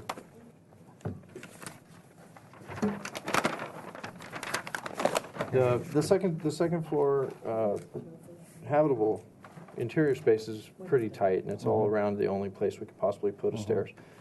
The deck, of course, is looks like a wish list item that could have a eating table and possibly a jacuzzi or things like that. But we know that there is a lot of outdoor living space here, but at the same time, we're not up against the setbacks except at one back corner of the right here. Okay. That's the only time the project touches the setback, is over here. And And do you- otherwise, we have excessive. Do you have actual photographs of the existing house somewhere? Yeah.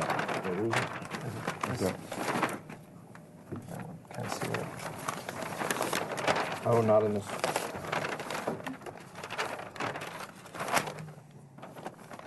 Not in this. Okay. No, I'm sorry. All right, thank you. It's pretty hard to get a one shot, but I did Well, have it's- pieces. That's the house. Yeah, that's the behind the edge. house, There's the right, ones. yeah. Okay. And where you can't really see it, but the garage, there is a garage right now. Yeah. A one-car garage that's in one of these pictures. It's right. I'm trying it's to right find there, it, but it's, you can't really see it. That's it right there. Which is right here. Right. Right. Oh, it comes off of. Calle Cannon. Yeah, right there. That's where I meant. Yeah. Okay. Right there. All right. So you're taking that out and. No. We're existing non-conforming. The project is trying to stay under the 50%. Okay. So I'm sorry. Where is the garage on Right these here. plans? Existing Here. one car. Okay. Comes in the driveway right Got there. it. And it is actually angled Yeah. away from the. Okay. Strangely. All right. Thank you. So we go next to any public comment? No, not for this project. Okay. So you see no letters or public comment. I will bring it back to the board. Does the board have any questions? I'm just curious. So on the bottom floor, are the walls pretty much remaining, like the outer walls of the existing house? There's a informative kind of demo. If you're gonna, sorry, you're gonna have to reference on the drawings here. 2.0. Okay. The second page. We're taking out the front corner walls to expand the kitchen dining area.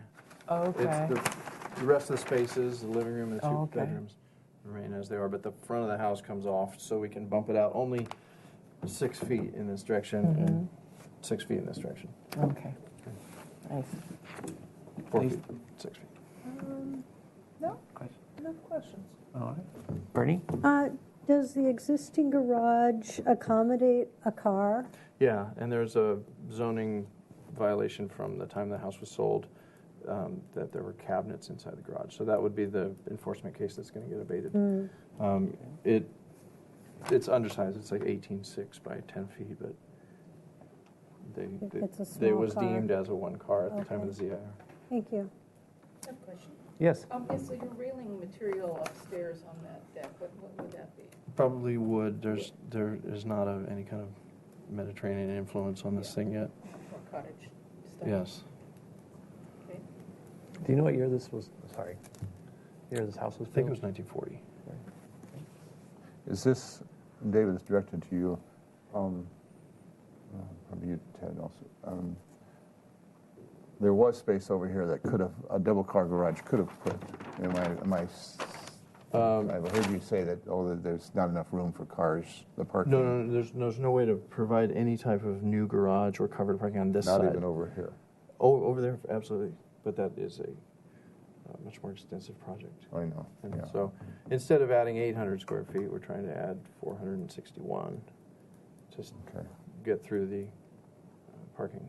So the city is, obviously the city is allowing you to retain this one-car garage and not have to. Yes, so it's the 50% of all permitted net square footage since 1986. I mean, as of 1986. And that's the calculation here is we had 929 square feet existing and 892 net. We're adding 430, which is exactly 40 just right. Or the project was in fact designed to do that. So. Yeah. Okay. I have a question. Where's the upstairs balcony on these plans located? Right there. So that would be. That is right over here. It actually goes over the open space. Oh, okay. Right there. Okay. If I might use that pen. Yeah, I just. Right, kind of up there. Okay, got it. All right. All the way here with a column.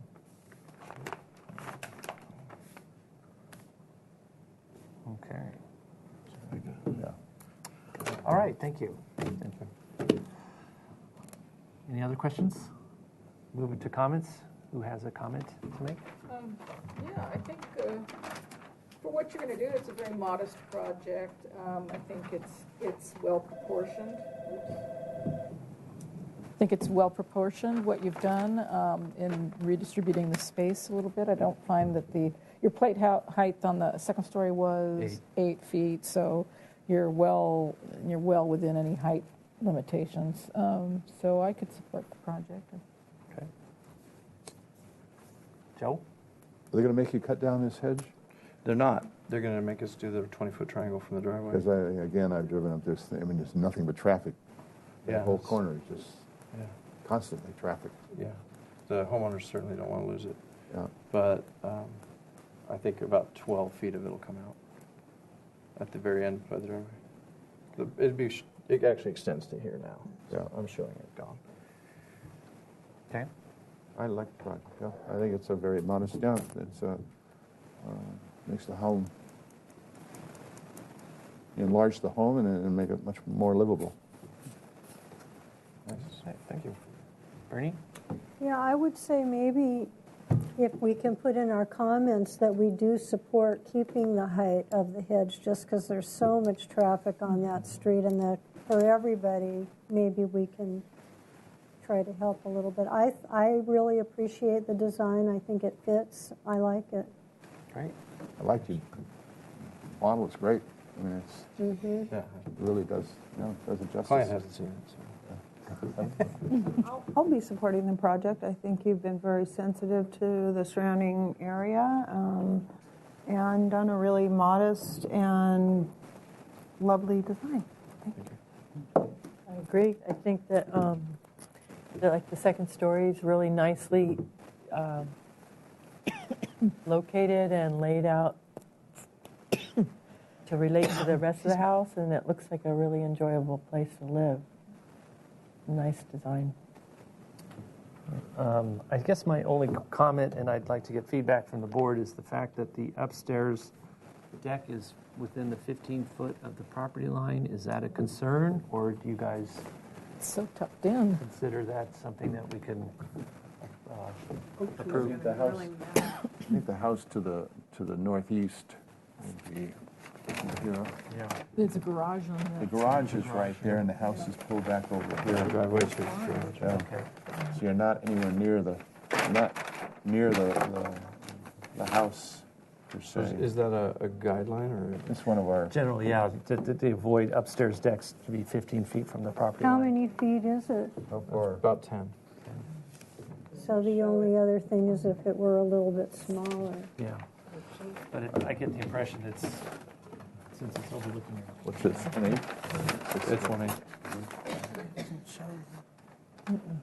I mean, Okay, we can well, take a couple feet off that, so I'll I- review that well, with the client. let's see what the board feels about that. 15 by about 10. Nice size deck. The whole purpose is to keep someone from looking down into the neighbor's yard. Yeah. And so it kind of depends on what's, if it looks like you're looking down onto the garage from that edge, and then part of the house here. That's that. Have you met with the neighbors on each side? No. Know what you're doing? No. Probably would. I haven't met with him, but my client has talked with him. Yeah. Well, we're here for comments only, so if someone would like to make a motion for the comments. I'll make a motion. I'll take this. Okay. I'd like to, the board is very favorable to the project. They don't have any objections yet, and I'd like to continue the project for full board. Okay. Yeah. And give it project design. Well, we're here just for comments. We're just comments. This is only for comments, yeah. And well, for comments, we don't have any neighborhood guides. Are we commenting about that neighborhood guides right now? Comments of the appropriateness of the size, bulk, and scale of the house. Is it, does it go within our guidelines? And Okay, I think you have satisfied our guidelines as far as size, bulk, and scale. Okay. And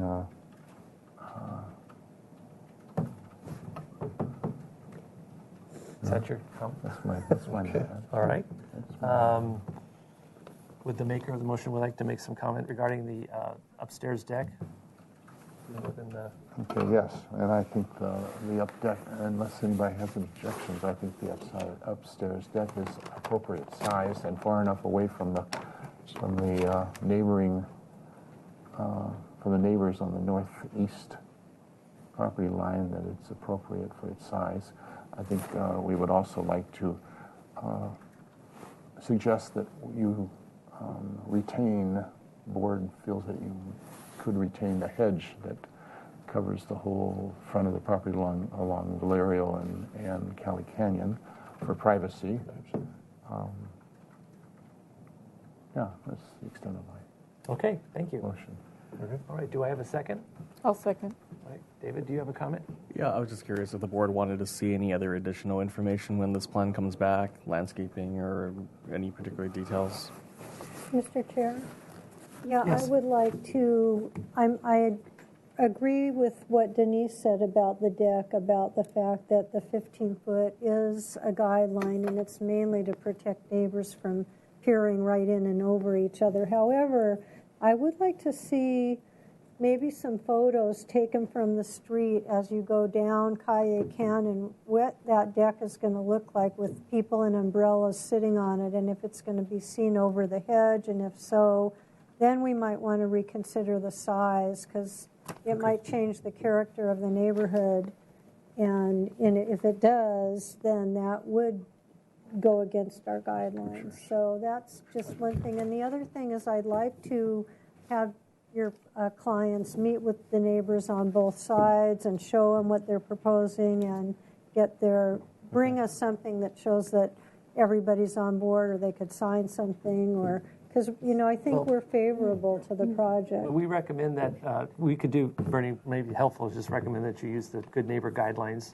We can't specifically ask you to do that, but since you've made these comments, Bernie, would the maker of the motion would like to amend his motion of including photographs of where the deck viewing is? Is that what you're asking for? No, from the street, when you come down Calle Canyon, if it's going to be sticking out or if it's hidden and tucked in. It's on the backside. Well, it's on the side, Maybe isn't more it? accurate photos instead can of do the that. street. Bring more. Backside. And I on the can even street indicate going- on the photos the edge of Oh, the it's of away the deck. from the The street. model. I got no problem with more photos and more evidence. Okay, Oh, so I I just see. want to word it And clearly in your the sight line's motion. way down here. Okay. You want Okay, maker of the motion would like the applicant to provide pictures from the street, looking up the property lines with both the residences in the photographs, showing what's going to happen if somebody is standing at that high, and you can indicate on the photographs where the balconies will be. Yeah, I can do that. All right. Kathy, can you please say what the motion says? Repeat it, please, just so we have it clear. The board found the project acceptable and complies with the single-family design guidelines in size, bulk, and scale. Upstairs deck is appropriate in size and considers the neighborhood to the northeast, correct? For the applicant to screen the property line, provide photographs of the side area from the street view, facing the street to consider the property lines, immediate neighborhood area, and I believe the last thing that you said was the property lines, the immediate neighborhood, and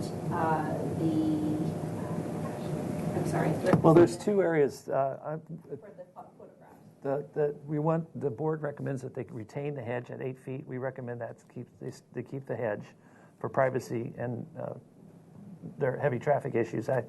That's one of the clarifications. And also, the board would like to see photographs clearly clarifying from the street up the two driveways the impact that the upstairs deck will have in terms of privacy issues. Well said. Well said. Well said, Fred. Impressive. Okay? All right. The motion's on the board. All those in favor, say aye. Did we get a second? Do we have a second? I made the motion. I'll second. I seconded it already. Oh. Oh, I thought we did. Okay, all those in favor, say aye. Aye. Opposed? Abstentions? All right, thank you. And thank you for bringing that model in. Yeah. Never not doing the model from now on. Never not. Questions about it. It doesn't even look at it. Okay.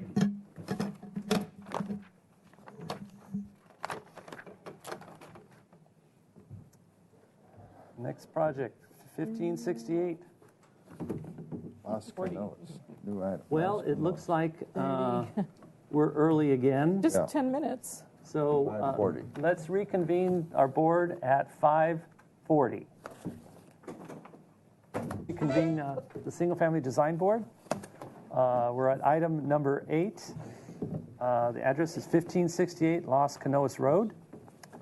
And I will explain. It's proposed to permit the as-built conversion of a 361 square foot garage to habitable floor area and construct a new 2-story detached accessory building, including a 500 square foot 2-car garage and 494 square feet of accessory space.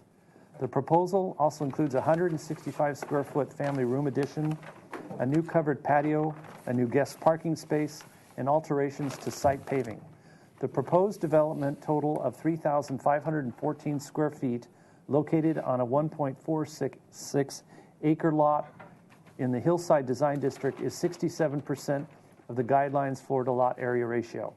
The drawings before us are here for comments only. Thank you. Would you like to introduce yourself and explain your project? My name is Tom Oxner, project architect, and Welcome. This is a large parcel flag lot on the uphill side of Las Canoas Road, and it's a rather large lot. What do we have? 1.5 acres, and there's an existing about 2,500 square foot ranch, 1-story ranch home, kind of centered on the property, and it slopes about 18% from here down. Okay. More specifically, this is the structure we're proposing to add on to have a covered patio out off the east side and a detached garage tucked into the hill behind the house here, and the existing garage has been converted to habitable. So let's look at I've got a survey of the site. Here, let's look at the photos of the existing house here first. It's really the original ranch house. It had these soffitted eaves originally. The owners they painted it, put in some replacement windows, and cleaned it up a bit. The floor plan is pretty much the same, with the exception of a garage on this west end that was converted to habitable. And because of that, we're proposing the garage with an accessory structure attached. So on this side of the house, I think there's a pergola there that's coming down, and we're proposing to extend the house out for a covered indoor-outdoor room. on that east side there. So that really is the extent of the scope. We've got, this is the site plan here. And so our 3 scopes of work, really, this was a pool that was put in a while back. This is the driveway that comes up the portion of the lower lot, and this is the garage once being converted. This right here is our split level accessory structure with a garage below and a little exercise room above it. And the family room gets pushed out to the east and to the south, and then this is that covered patio area that I was describing. The homes around it, you can see this is the neighbor to the west and to the south. Pretty big lots up there. Okay, so this is the existing plan. It just shows what was done to the garage in terms of its conversion. It's become a study. This area here gets, these walls go out and the family room gets larger. And so this is a conceptual drawing of how we tend to push this roof out. Right now, there's just a gable that runs the whole length of this ranch-style home, and so we're looking to put in a gable running 90 degrees to it, give a little bit of volume to the family room addition, and then creating a covered patio off to that east side. So this would be, we would just basically take the same soffited eave condition, but create a gable running north-south. Pretty straightforward. This is the profile of the existing house. This is a view looking at it from the east right here, looking right at that end. And then this is looking at it from the south. So this would be if you were downhill looking back up. There's the open space, and then there's this new roof element. That's the addition to the main house. The accessory structure and garage, there is a, basically this is a plan, so there's a big change in grade. There's a rock retaining wall, kind of a gravity wall that's there right now. So the idea is to push the garage into that hillside, and then on top of that hillside put the accessory structure, which basically has access to grade because there's the topography drops off right here. So as you can see, this kind of shows it. So at the existing grade above, the structure would be between 12 and 14 feet, depending on where you measured it from. And then below would be the garage in front, and then there would be trash, with a balcony looking out to the south. So this is the accessory structure, and the total would be, this meets the accessory structure square footage, the 500 square feet in the 500 square feet for the garage. And that's the scope of work. All right, thank you. All right, we've got a comment slip here. Let's see. I don't see a name. Maybe do you see? Who's that? Dr. Julie Coburn. Right. Hi, would you like to come forward to a microphone? And Thank you. Sure. Do you have my letter? I do. Yeah, okay. Did you want to read it? I think that's easiest. Okay. Yeah. And speak You have a 2-minute. To here, yeah. It'll move if you make it. Oh, I'm sorry. Okay. I'm neither opposed nor do I approve this. I'm in suspension. This is a what? Where do you live? I live at. Could you point out your house? I don't know. You better point it out to me. Okay, I think you're one of these two houses. I think. Here it is, right That's here. okay. Yeah. Okay, great. Relative to that. Okay. This is in response to the attached notice that was sent to me about this meeting. From my vantage point, not only are, number one, views treasured aesthetically by Santa Barbara property owners, but they are also, number two, assessed in actual monetary value, I learned, when I had my property appraised for a mortgage loan. The actual property appraisal form, interesting enough to me, contains an area for assessment of topography, for the setting, for the landscape, and, interestingly, for the views of the property. So views living up there in the foothills come down to a real monetary factor. So, my appeal is kindly take serious note of these factors when allowing proposed structures to be constructed, which might have the unfortunate capacity to obstruct that shed, the view shed of surrounding properties, which in turn negatively may impact on the actual value of surrounding properties. And I appeal to allow the good neighbor consideration, please, to apply to this. And that is basically and fundamentally what my concern and any other neighbor's concern is. Now, I was wondering about the gables, the gable of the house, the gable of the proposed structure. Well, we'll address that and try to answer your concerns about that. I thank you so much. You're very welcome. All right. Well, thank you. Yeah. Aye. So, no other speaker slips. I will bring it back to the board for questions. Who has a question? I do. Yes, so Denise.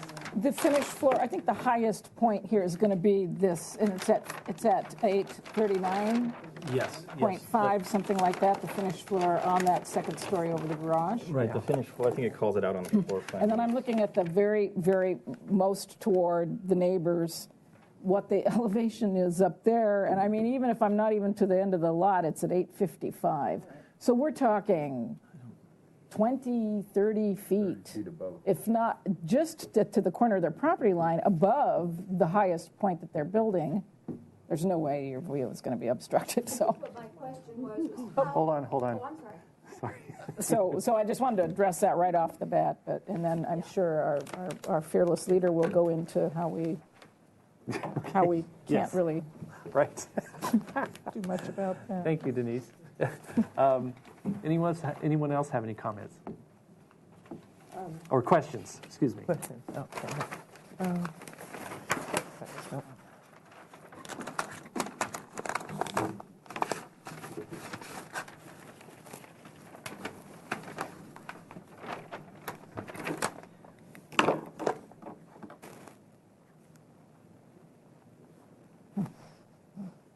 So quiet. It's more than 20 feet. Because here's like 20. Yeah. Here's 20. Yes, Lisa. The siting of the garage, was that, after your study, really the only sensible location then? Yeah. For that accessory it's structure? tough. There's a hillside right behind it, and I Right. think there's just enough room to back out of that garage if it's placed there. Oh, yeah, you have to speak into a microphone. Yeah, I'm sorry. I suppose if it was attached to the house, but then it would kind of create a more of a cluster of buildings. The only other option that I would see would be to push it right up against the house and then back up like that. Yeah, and then back up like that. And I thought having the open space between the house would provide more light. Okay, thank you. Okay. Bernie, do you have any questions?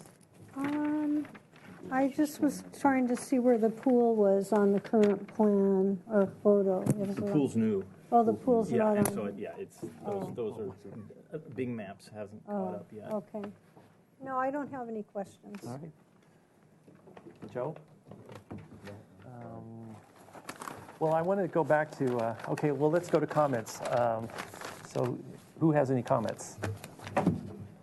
Looks like a lovely project. It's modest. I can support the project. Thank you. What I wanted, Denise was kind of alluding to earlier, was that it's actually not the purview of this board to protect private views. That's one of the major ongoing things. However, what I'd like to say to you to make you feel a little more comfortable, due to the slope of the topography of this area, what I could say, and the board can comment further, is the fact that there's such a slope and such a change of elevation from this property to your property that I think your views are going to be not even impacted whatsoever. So I think you're pretty protected in that respect. And I don't know if anyone else has any other comments. I agree. So Definitely. I think that's how the board feels about this. Looking at But the we're topography. sensitive to it, but I think in this case you're going to be fine with your views. So We've got like 20 feet difference even on their own property, so. Yeah. yeah. So, and then it keeps on going up. Yeah. So there's probably I would imagine, as a guesstimation, 40 feet in height differential from the top of that second story on the garage that they're proposing. So, yeah, no way it's going to impede your view. So then rest assured. Once asked. Of course. Absolutely. It's very Actually- important. Yeah, no, we appreciate you coming. I do have a question. Yes. Where's the new guest parking space? I didn't catch that. You've got a parking space down here, right? Just uncovered. on the south side, So drive in, and then you've got a new two-car garage. And then a new two-car garage right there. Yeah. Okay. So I think it's here for comments only. So would someone like to make a motion? Sure. I move to continue the project to staff hearing officer. Is that where this is going next? No, to planning commission, to... All right. So back to the full board. With the following comments, the board appreciates the design of this project and wants to go on record as acknowledging that no views are going to be impeded to our knowledge here. Well, I actually don't know about this residence, but doesn't seem that they would. And that, I guess, well, that's about it. That's all we can say. Were there any other comments that I needed to include? Kathy, can you repeat that just so we can clarification? Yeah. Kind of lost there. The project's design is acceptable. No public views are impacted. Right. And You want to state on the motion that the board, what you stated, that the board's aesthetic is for protection of private use, is not part of the review of the board. yeah, why don't we add that? Okay. No, and who would second the motion? Do I have a second? I will second. Lisa? All right, we have a second. Any comments or discussion? Yes. I guess you just want to make sure that the neighbor to the left maybe becomes apprised to what you're up to. They've been noticed. Okay. The rest. Yeah. But yeah, we handed out you've got to do the hand passed out. So there's been enough attention, plus the sign. So there's the triple. Massive. Those trees are they're on your property, this property. So they're pretty massive right there. Can we finish this motion? Yeah, so I want to go back to the motion. So does the board feel comfortable with what? Yes. Okay, so. So wait, are they coming back to the full board? Yes, it's comments only and to return to the full board. Okay. Okay, I appreciate it. All right, wait. So all those in favor, say aye. Aye. Opposed? Abstentions? Okay, motion carries unanimously. Okay. Thank you. Thank you. Thank you. Thank you. It's dinner. We get a longer dinner. Am I out of order? Or what? I don't know.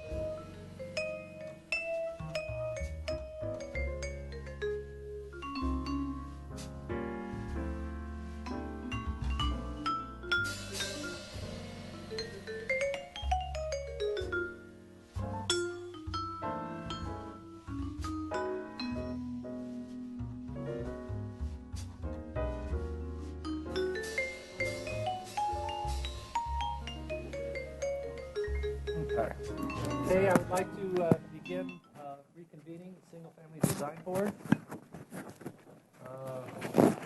The project we're reviewing is 45. Gotcha. next project we're reviewing is 45 Los Alturas Circle. The designer could come forward and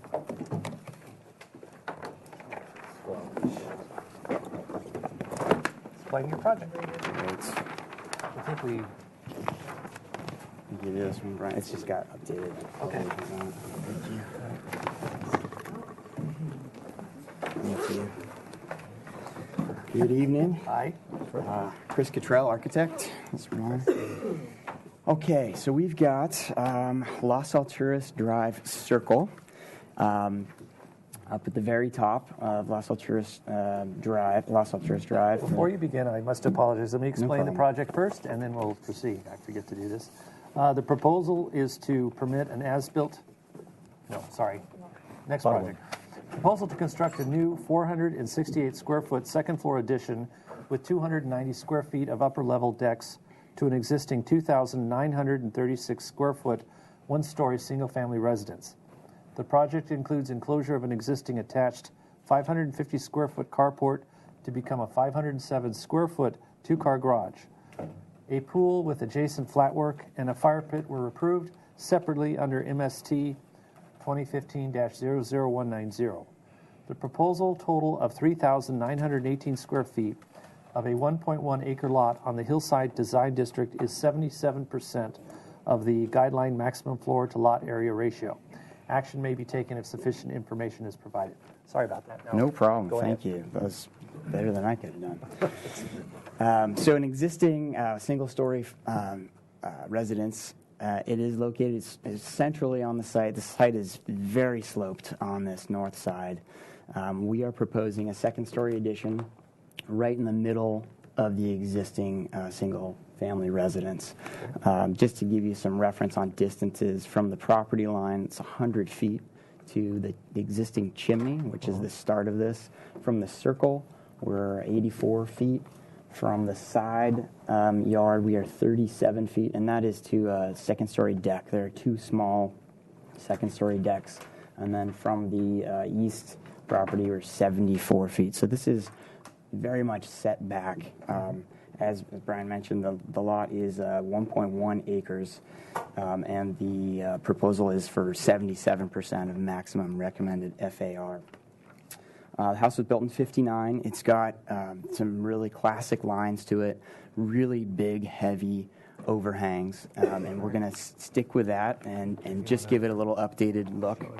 Yep. I'll show you some pictures of the site. So this first shot is from, you see that? Los Alturas Circle, looking at the existing carport. So we are not proposing to change the footprint at all. We're just going to enclose the existing carport and go up over the existing volume.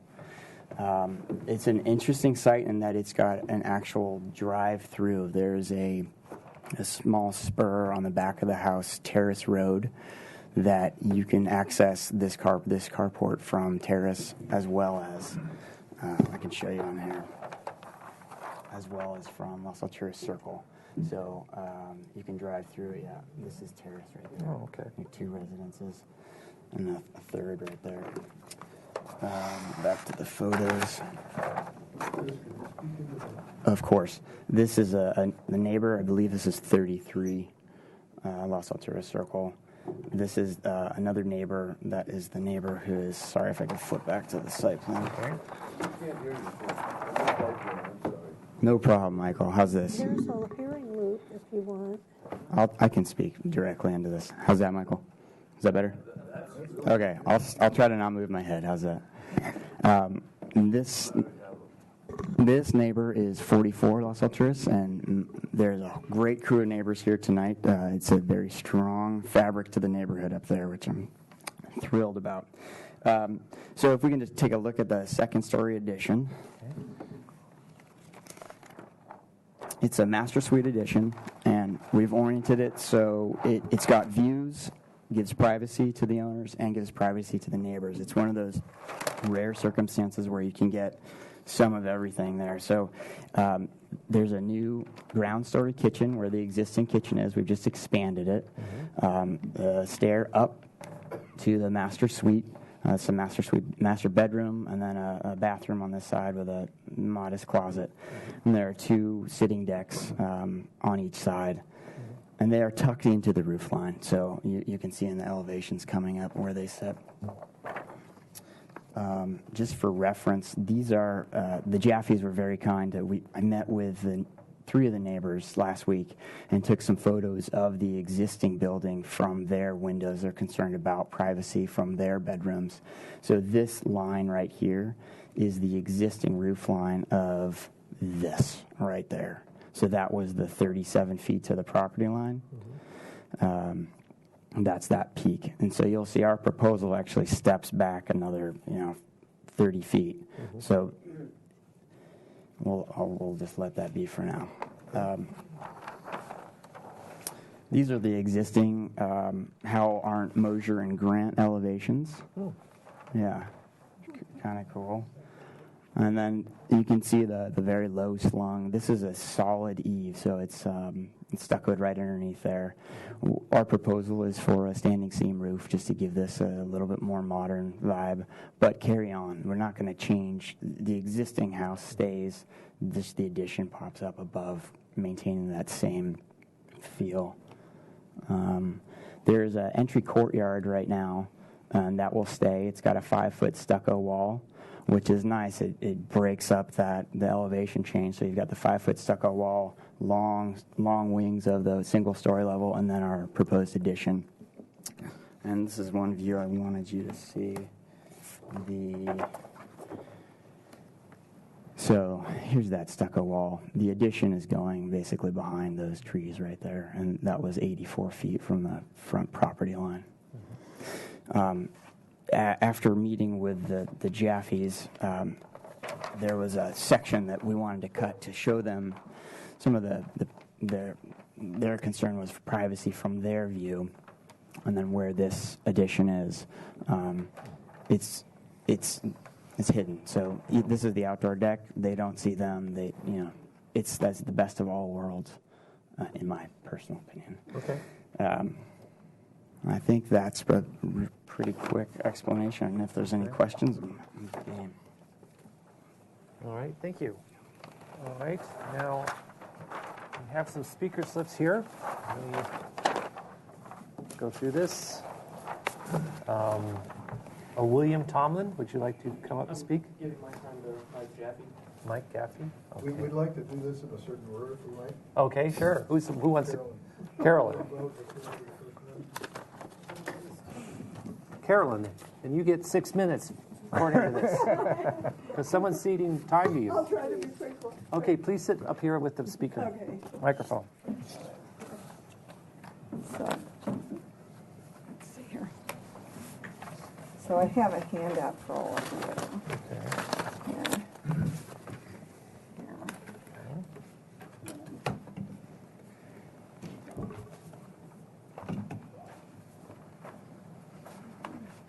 Everybody, yeah. Okay, and I've given one to this man here. All right. So,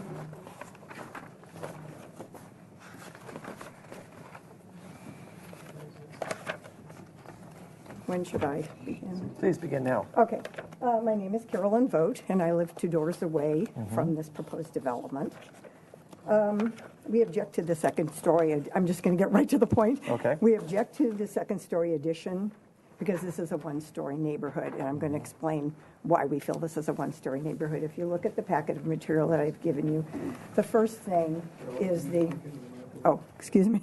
If you look at the packet of material I've given you, the first thing is the assessor's parcel map, which shows the subdivision of 9 lots. And the subject property is the one that I've delineated in pink. And as the architect said, this is the largest lot on the street. It's a little over an acre. Okay, so this is a subdivision that was done in the 50s. And between the 50s and the 70s, all the lots were built out.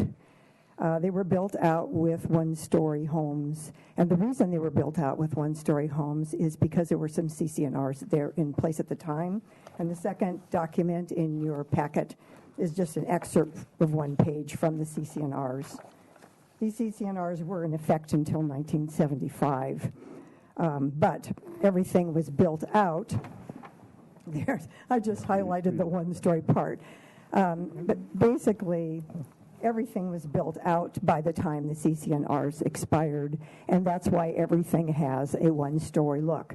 Now, there's some houses that have additional rooms below, but the point is that the look from the cul-de-sac, from the street, is all a one-story look. Let's see here. They're all built out in sort of a mid-century modern style, like the architect just had up there, that very low horizontal type of architecture. Our house looks like that too and was built by the same architect. This neighborhood has long been recognized as a one-story neighborhood, and I have the third document here in the packet is a letter from about another property on the circle when these people in 1993 wanted to do an addition.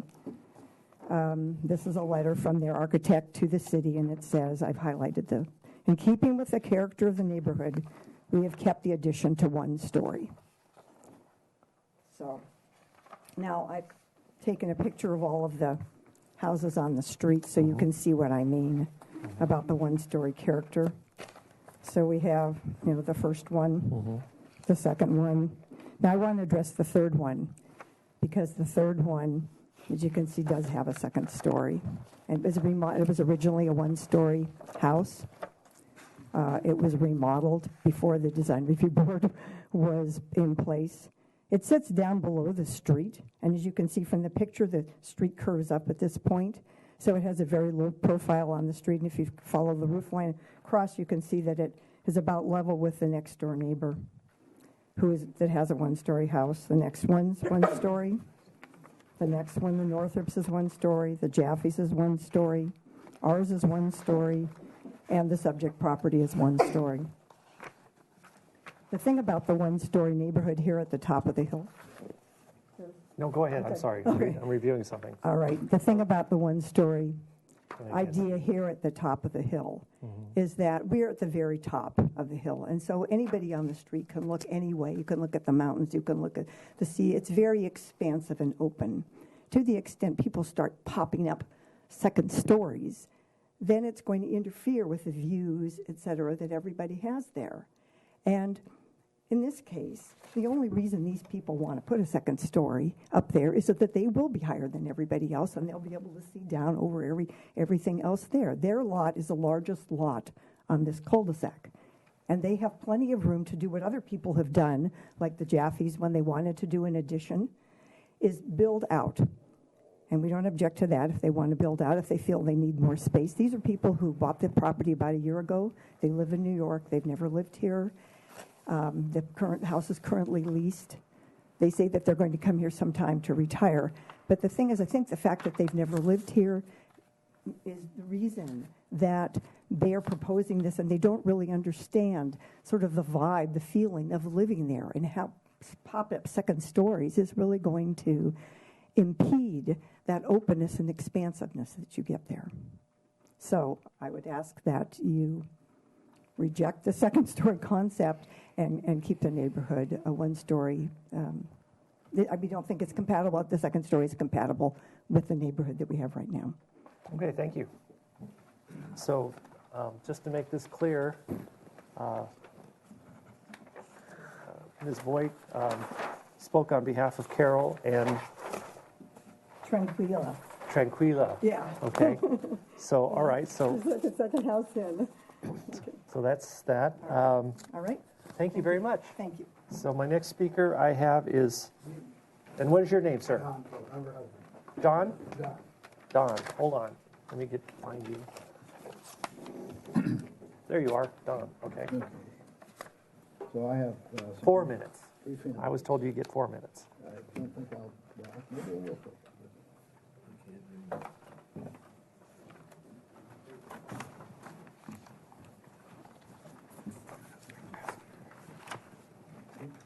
You need one more down there. That's good. One more? We're good. We're good. Good. Okay. First, thank you very much for having us all here tonight. I wanted to make sure that you had received the petition that was submitted by email. I got somebody nodding that you did. Yes? No? Okay. There were also 2 letters that were sent. Please, hold on. Yeah, and there were 2 letters also, 2 email letters to you. The petition was basically signed by, and I don't have it with me because I thought you would have it here because I did get a feedback from the city that it had been received and would be part of this. The petition basically is saying what we're saying tonight, that we object to the second-story addition. And the 2 letters, one was from Terry and Susan Northrup, who left for a long trip today. And yeah, this is, okay, thank you. David, did you get any record of receiving these petitions? He's looking. I am checking. I don't recall, and I'm anyway, checking my email right now. But you can, and the other was, so one was from Terry and Susan Northrup there at 33. That's the one next door if you're looking at the house to the left. And then the other one was from the next owner, who was Janet Vlasich, who owns the house at, what's that number? 25, I think, or 23. That's currently rented, so we didn't invite that renter. That person doesn't have any oar in this boat. So, but I wanted to make sure that you're aware that other people had responded. And the petition is signed by virtually everybody on the street. The only people who were not on the petition are an empty house and another another owner at the very end of the street who is traveling. So we got that. So if you want to look at the pictures that I have. I think we've already seen them. I'm going to address the design compatibility in the neighborhood and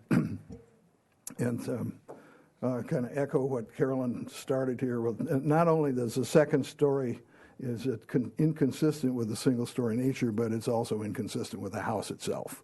And we have a neighborhood that has pretty integrated designs in the house. It's very visible from the street, from the streets above and below. And this pop-up second story will make it look more like a tract home or a second thought instead of a thoughtful and appropriate mid-century architecture of the late 50s and early 60s. If you take a look at the second picture that I gave you, I did a little before and after of the street view of this house without, and then with the thing. And I think this is relatively accurate in terms of its size and position. Obviously, Chris would be able to make it more accurate, but it really looks more like a tract home or a second thought. I mean, it looks like just something that appeared, and instead of the thoughtful and appropriate mid-century architecture of the late 50s and early 60s. This can easily be seen in this before and after picture. The home was designed by, we understand, by Wallace Arendt of Mosher, Arendt, and Grant.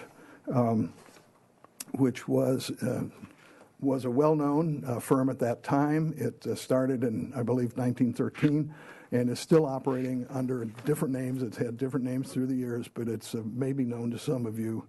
I see a couple of heads nodding. It's a pretty well-known firm here in town. So this is something that's we believe is a consistent feel in the neighborhood. There are three houses on the street were designed by this firm: the subject house, Jaffe's house, and our house, and they all have one thing in common. They're mid-century moderns in a single level in a very horizontal format that has really well. Kind of the first part of mine was just to make sure that you got the material that we sent you. So I will wrap up as quickly as I can. It's got two paragraphs here, sentences really. It's really a ground-hugging effect. And the back of the house picture there that you can see is pretty clearly the mid-century modern style. Now, I can't draw on it exactly what the structure will look like next to it, but I kind of put in some things. So we believe that this addition would violate the architectural intent in the design of this home and result in a structure that ignores both the original concept and the unified nature of the neighborhood. Thank you. Okay, sorry. That's all right. So you had 4 minutes. So who you seated time with? Oh, I wrote it on the Henry. form. Okay. Henry Feckman, I think Okay. that's going to be. All right. All right. Now I have William Tomlin. Yeah. And I would like to make a suggestion that those that speak, if the issue's been brought up already, we would prefer it if it's something new and that hasn't been spoken already. We're, as a board, are interested to hear it. But if you're going to repeat something that's already been spoken or already been issued or concerns have been voiced, I mean, we get it. We kind of get what you want in terms of the second story. But if you have something new and different that you want to talk about, took a topic so that okay, we didn't ma'am, I understand. But just to make it clear that if you have something unusual or different that hasn't been spoken yet, then we would interest. But if it's repeating yourself, I mean, we kind of get it. So. I don't think I'm going to repeat myself. Okay, well, come forward. Brief. Sir, if you want to speak, come forward to the microphone. Great, thanks. Are you William Tomlin? No. I'm Michael Jaffe. Okay. My wife and I live at 44 Las Alturas. Sure. And unfortunately, you may see some pictures here that you've already seen, but I promise you I'll be brief.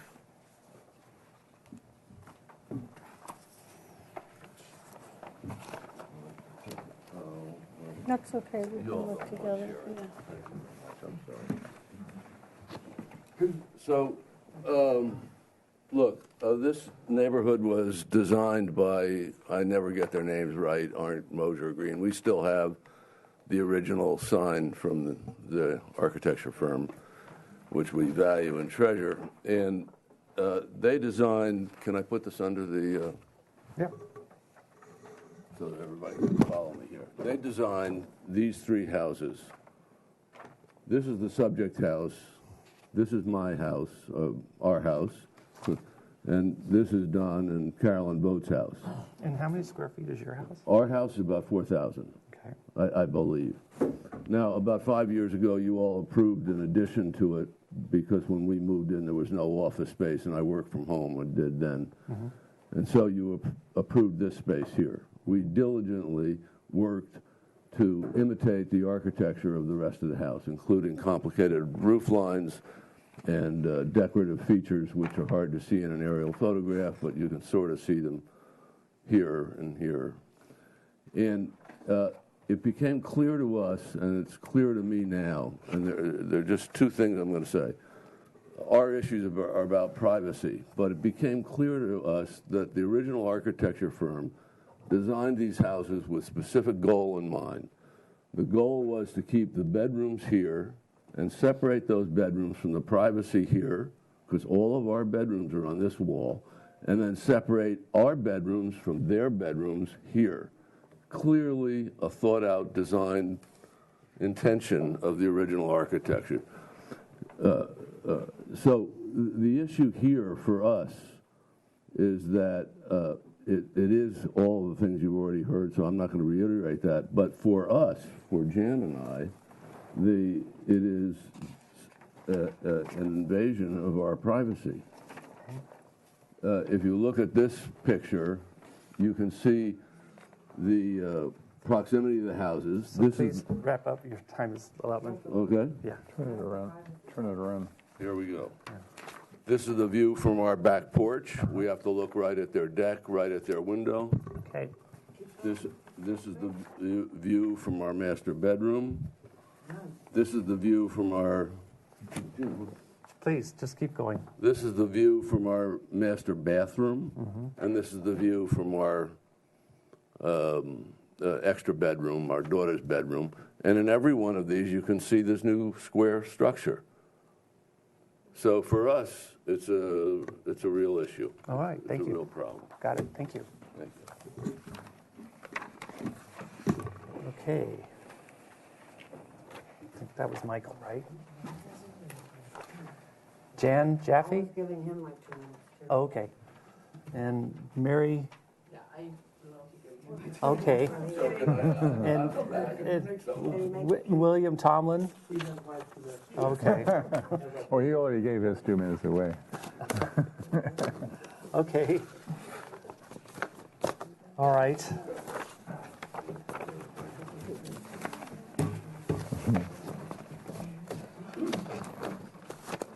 So, a couple things, I'm thinking Fred Sweeney was here. A couple things you'd have to say to make clear for you to be aware of what our purview is and what our authority is on this board and what we can really say regulate. And one of the particular issues that comes up frequently is private views. And we do not have a purview of controlling private views. Public views we do, but private views we do not. So if it's a direct result of private views, however, we can't really regulate that, though we are very sensitive and very conscious of the fact that we want our neighbors, that there should be a good neighbor policy. But ultimately, it is not our purview to control private views. So, no, sir, no, your moment of talk was done. I had all these minutes that you took away from me and never let me speak because you thought I only had 2. I mean, come on, guys, it's 30 seconds, not even. Oh, what do you want to say? Sure. I just want to know You what need is to come the back up private- here, sir. Please come to the Speak microphone. into the microphone because we're on the air. Okay. Is it a private view if someone's looking in your bedroom when you've had? That is a private That's view. a private view Yes. issue? Great. No wonder. Okay, so I'm going to close public comment. I'm going to bring it back to the board. Do we have questions? Yes. Yes, Denise. Did you explore a one-story option for this addition? We did. There are quite a few constraints out back. There's a beautiful avocado tree. The existing master suite is right here. In today's standards, it's more like a nice bedroom. Speak up a bit. Absolutely. How's this? Yes, certainly. There's a large 24-inch avocado right off this end right here. This is an existing master. Please, I would really appreciate it if you guys stop making comments. Let him speak and speak, thank you. So we did look at coming out this way. There is obviously a constraint. This is a wall of really great plate glass right now. This is the living space. It's got great mountain views. It didn't make sense to wall that in. And for the efficiency of a remodel right here, we get a new kitchen and we can tuck this second story away from everyone and get views. So yes, we did look, and this is obviously the slope here is an issue. This is actually fill right there. So if you look at the old as-built foundation plans, they do caissons right here and then switch over to slab on grade. So constructability wise too, that was definitely our reasoning. And other than those areas, you'd be within a setback then? That's correct. Yeah, this front setback is curved based on the circle. So there really isn't, Except for the avocado tree. there's really no other place to put this addition. That's correct. Could we explore a little bit about the avocado tree as a... This comments or questions right now, then we can go into comments and maybe talk about that. Well, that's a question. Oh, okay. What's your question? So what about it? Well, she had the same question, Right, I pretty had the much. same thought. I mean, an avocado tree, it's different than an oak. It's an amazing avocado. I'm sure. Yeah. But it doesn't mean that more avocado trees True. you can't get. No, fair enough. And it's not, You could to have be fair. 4 or 5 avocado trees. To be fair, it is not just the avocado. It would mean turning this bedroom that has great views into a bedroom with no views. So it's sort of taking, yes, you could add another smaller bedroom here. You couldn't do the same thing as it would fall down the hillside. But you're not getting the value and the views. Okay. Yes. Do you think that this design with the second story maintains the integrity of the original design? I do. Yeah. And I think we can stay. So our plate heights, the kitchen, we'd like to go up to a 9-foot vaulted ceiling, but we're going to keep that eave down at 8 feet. So all the eaves tie in together and just hide that in the kitchen. And then the second story plate height is an 8-foot plate. It's a vaulted ceiling. It's as sort of humble and low slung as we could get. How many other? We've been told that they're all single family. There's one. How many other are 2-story? Well, this is a 2-story. It does go down the hill, so it's got a basement underneath. Makes that 2-story on the north. Or there was another 2-story. Yeah, that there's was one right. down the road as well, down that actual La Sauterre circle. This is a new fire rebuild. If my photos, are my photos over there? Lots of photos Not here. that one. I think it's the bottom one you got there. That's Was this one? So there is a precedent set for a 2-story on that circle, evidently. Where's this house? Where is this house located? That is down the drive. Let's see. That is, I believe, I'm gonna actually, if I can ask the neighbors, I believe that's this one right here. Sure. Tell you where it is. Yeah. Sure. Sure.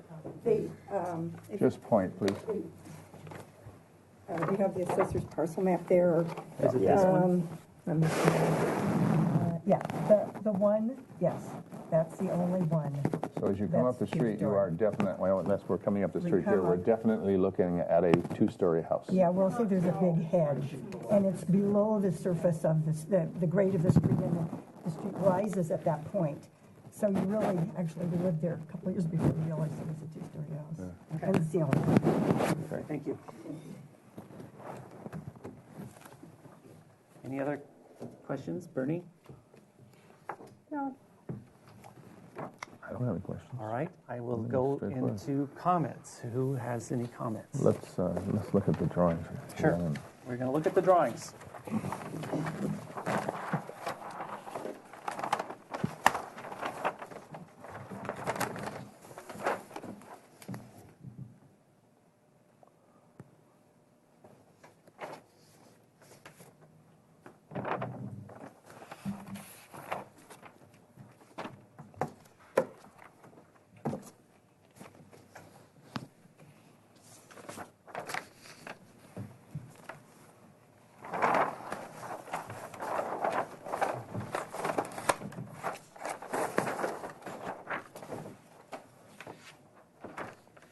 Anyone have any comments? I'll Please. comment. Thank you, Brian.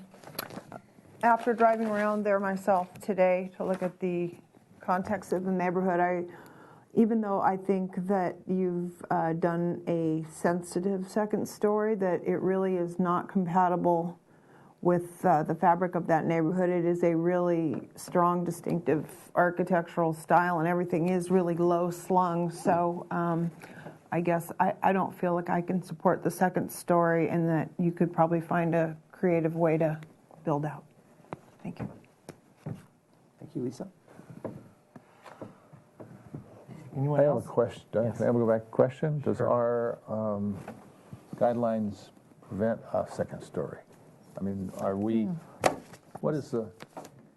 What's Neighborhood compatibility. Well, that's what I was, when one lady was speaking, I was squinting. I was trying to read number 2, compatible with architectural character of the city and neighborhood. Is the design of the project compatible with the desirable architectural qualities and characteristics which are distinctive of Santa Barbara and of the particular neighborhood surrounding the project? So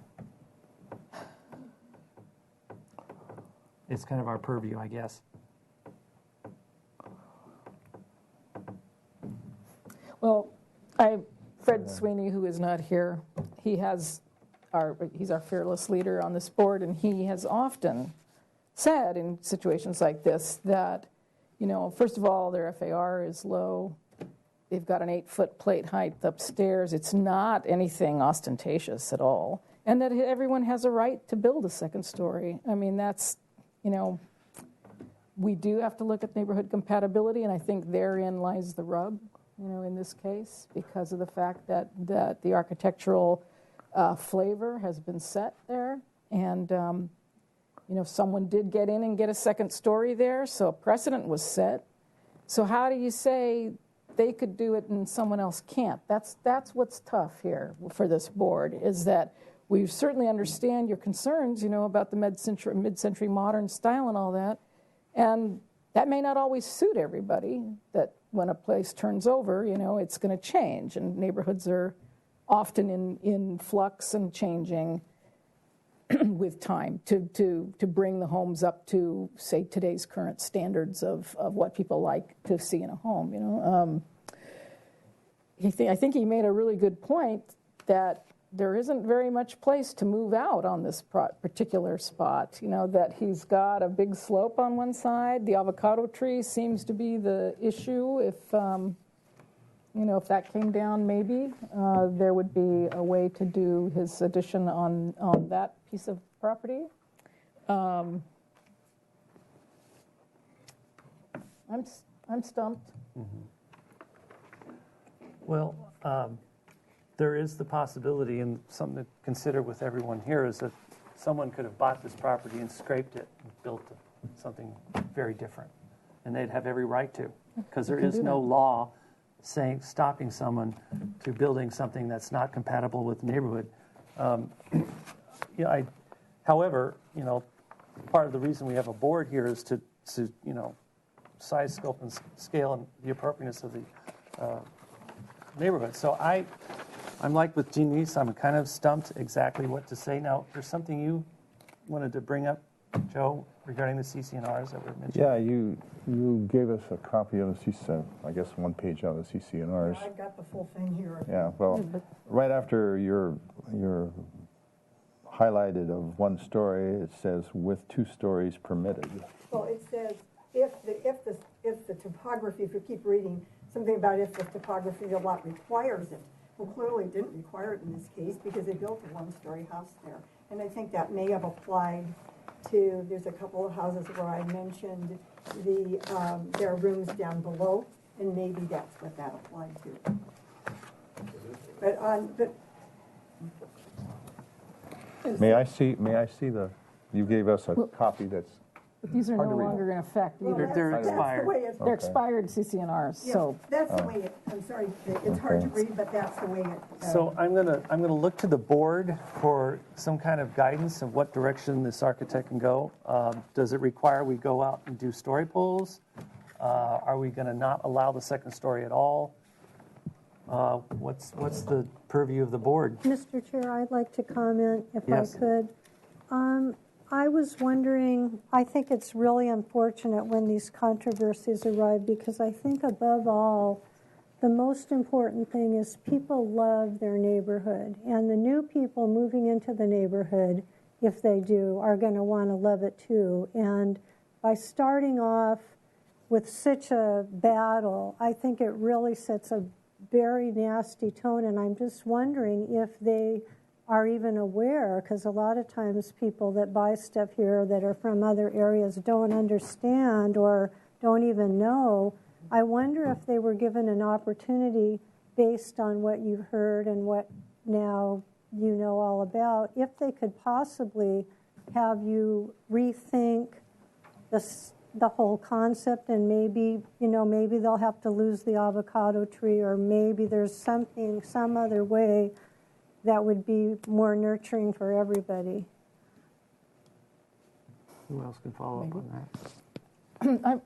Can I bring up something to the board here? That do you remember the project that the architect Van Hoy brought here in that Mesa neighborhood, where we had opposite points of view about it? And I was thinking the fabric of that neighborhood did not allow a 2-story, and I was outvoted. And that 2-story has now been built. And this is the same thing, basically. It's not really that different. So we do have, that's part of our NPO findings is consistency, compatibility with the neighborhood. Mm-hmm. And how big this neighborhood is predominantly 1-story. So to me, that's the neighborhood. Mm-hmm. They are at the top of the hill, so. And I will speak to that as well. As you're coming down Los Alturas Circle, there's this, you can see over the roofs. And there's a large expanse of ocean. And actually, you can see through the existing carport to the ocean and you won't be able to see that once the new garage is built. But there really is a very distinct feeling, and I am hesitant to compare it to, say, the Van Hoy on the other side of the mesa, because I think you have to go up there to really get the full scope of how this might just not look consistent with the rest of the neighborhood. The other one that was down the street, the two-story element is not seeable at all from the street, and the roof line is still very, very low. So, Okay. thank you. So I guess my question is to the board, whether supporting the second story or not. It sounds, that's what I'm hearing. So I don't know if you want to try to create a motion, or do we want to do a straw vote and see who can support and who cannot support a second story and go from there? So I will do that. I will make a straw vote. Who on this board will support a second story on this project? Who will? You will? Okay. Yeah, can't do it. So who cannot support a second story on this project? Okay, so I think the board has spoken. I think we will not, based on the votes, that we can support you with a second story. I think you're going to have a conversation with your clients and see if you can recreate or redesign something, whereas a second story is not going to be added, because in this particular case and in this particular context, the board won't support it. And I think that's kind of where we're at. And it's not, and I'd say from my point, it's not because you don't have the right to have a second story, because you do, but under the context of neighborhood compatibility, and I think in this kind of the reason we have this board is that there is some kind of cohesive unity and, as Bernie said, that enjoyment from everyone in the neighborhood. And I think that's kind of what's critical here. And there's too much of upset with the second story in this particular case. So I think if you're going to have to talk to your clients and see if we can come to the board with a different design approach. I think that's kind of where we're at. With that saying, I do need to have a motion made for our client. It's only comments only, I believe. No action can be taken for SFIT. So who would like to make a motion? I'll make a motion. I will move to continue the project to the full board in, when would you like to return? Indefinitely. Indefinitely. The board finds that we cannot support the second story that is proposed, and would hope that the architect could return with an alternative design that is more in keeping with the fabric of the neighborhood. Is that your motion? Okay. Do I have a second? I'll second it. All right. All those in favor say aye. Aye. Opposed? Abstain? I'm abstaining. All right. Thank you. Thank you. I'm sorry. That's okay. Yeah, that's tough now. Yeah. I hate things like this.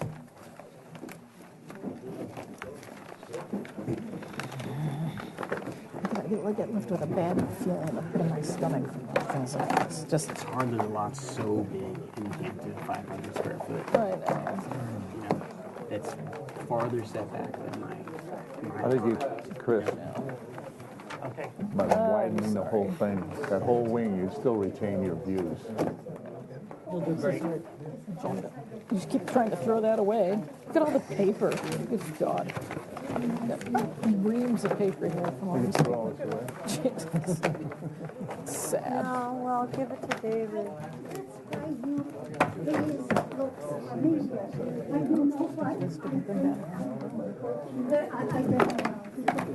That's right, break my Denise. made in France. Denise, pass that down to David.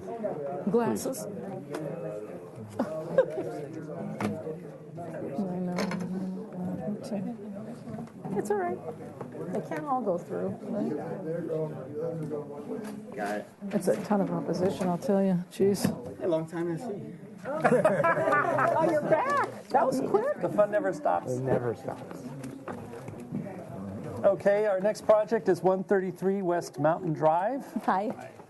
Proposal to construct a new 2,347 square foot, two-story single-family residence with an attached 600 square foot two-car garage and a 524 square foot workshop. The project includes a new driveway and one uncovered guest parking space, a covered patio, and upper level deck. The proposal total of 3,471 square feet on a 3.1 acre vacant lot on the Hillside Design District is 58% of the guideline maximum floor to lot area ratio. Final review is requested. Project must comply with Tier 3 Stormwater Management Program. Project was last reviewed on June 15th, 2015. She'll read those minutes. Oh, and there's minutes. Thank you. So, yes, it was last seen June 15th. Is that right? Yes. Yes. And the motion was as follows. Project design approval was given with the finding that the neighborhood preservation ordinance criteria have been met as stated in subsection 22.69.050 of the City of Santa Barbara Municipal Code and continued indefinitely to the full board with the following comments. The board had positive comments regarding the project's consistency and appearance, neighborhood compatibility, and quality of architecture and materials. That was it. Action Woolery Pierce, 500, motion carried. Thank you. Would you like to introduce yourself? Sure. Chris Cottrell, architect. We haven't changed a bunch since this last round. Materials stay the same. I think the only addition to materials, there's a flat roof right here that you can see the roof coming down the driveway. So we wanted to make sure that we added a nice looking gravel to that roof. So it is a IB roof, but then we're going to put gravel on top of that. Great. Not white. It's actually not even a white roof to start with, so it's the cool tan, and then it's on top of it. Other than that, we had a minor reduction in square footage. So we've gone from, I believe, 2,600 square feet down to, where are we now? We're at 2,500 square feet, and we're at 2,103. There was an additional bedroom over here to comply with the maximum 20% driveway slope. We've had to slide this down a few feet, and that bedroom was a casualty of the building footprint envelope. So budget-wise, it makes sense anyway. So, yeah. Great. Yep. I don't know if you want to see any. You've seen all these photos already. It's a nice open site. This is across the way. This is the neighbor. Here's the driveway. So you're here for final approval, okay? Okay. All right, thank you. Is there any public comment or letters? David? No, there is not. All right, I'll bring it back to the board. Does the board have any questions? Tier 3? Yes. You have your Tier 3. Okay. What was that? Tier 3, I was just, the Yes. was the, Yeah, it requires a Tier 3. Yes, and there were Tier 3 comments. Civil's corrected them, and they're in this set. So. Cool. Yep. Thanks. So I guess we're supposed to review the color board, your lights, and details. You're going to use a beautiful gravel. Nice gravel roof. from A1 Gritco. A1. Yep. Excellent. Yep. No, you're good. All right, let's just go through these real quick. Yeah.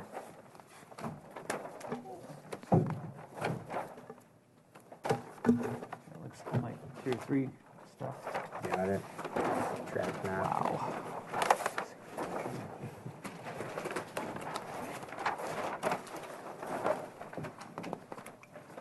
Okay, good side sections. Driveways, 2x2 concrete pavers, asphalt going down to it. Okay,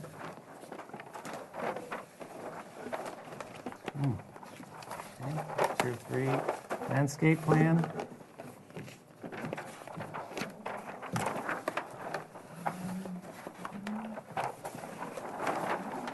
No changes to the floor plan? No changes, aside from that one bedroom.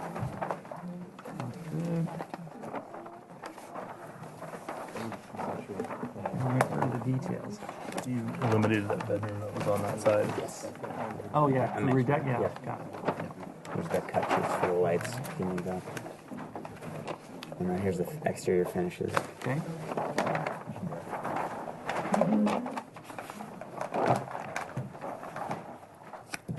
Very modern house. That's it. All right.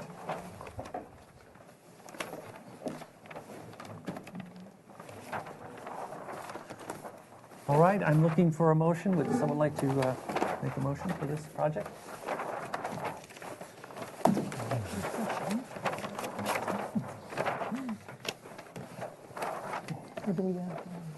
Well, you have your comments? All right, someone have any comments? What is the garage door? I don't see it on here. What's the garage door?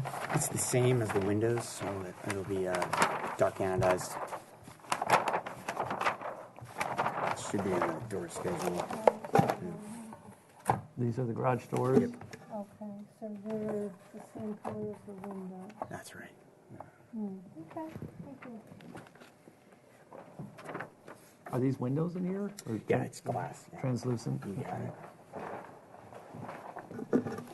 So is the garage door glass? Yes. Yes. All glass.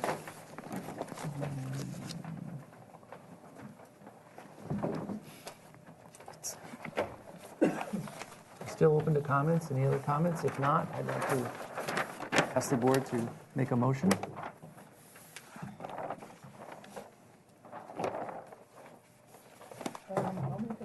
Okay. Okay. I move to give this project final approval with the following neighborhood preservation findings. The project is consistent of the scenic character of the city and the neighborhood. It's compatible in size, bulk, and scale with the neighborhood, and the quality of architecture and materials is well done. Okay then. Do I have a second? Okay, Joe second. Okay. All those in favor say aye. Aye. Opposed? Abstain? Okay. Got yourself a project. Thank you. Congratulations. Have fun. Better to end with that one, right? And there's a 10-day appeal period for this decision. What, is there a reason there were two of these here? Is that just this one? This is a newer one. The top This is a newer one. Okay, so he'll take both of them then. This is a newer one. Plus the received stamped one.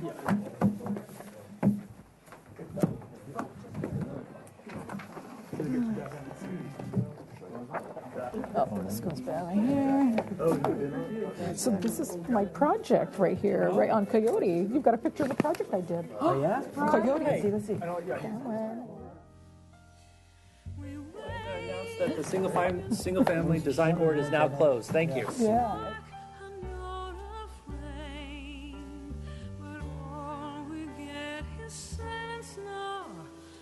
Just our hearts to blame.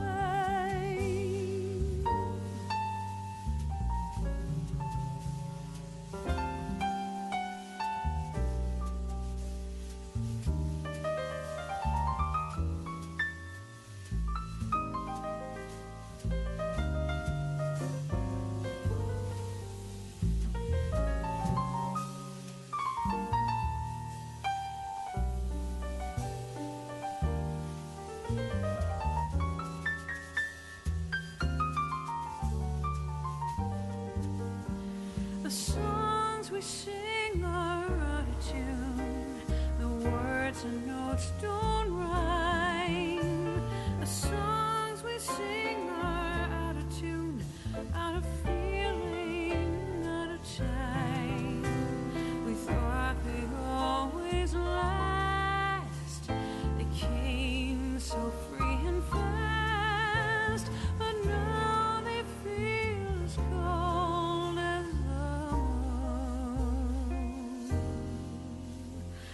the snow outside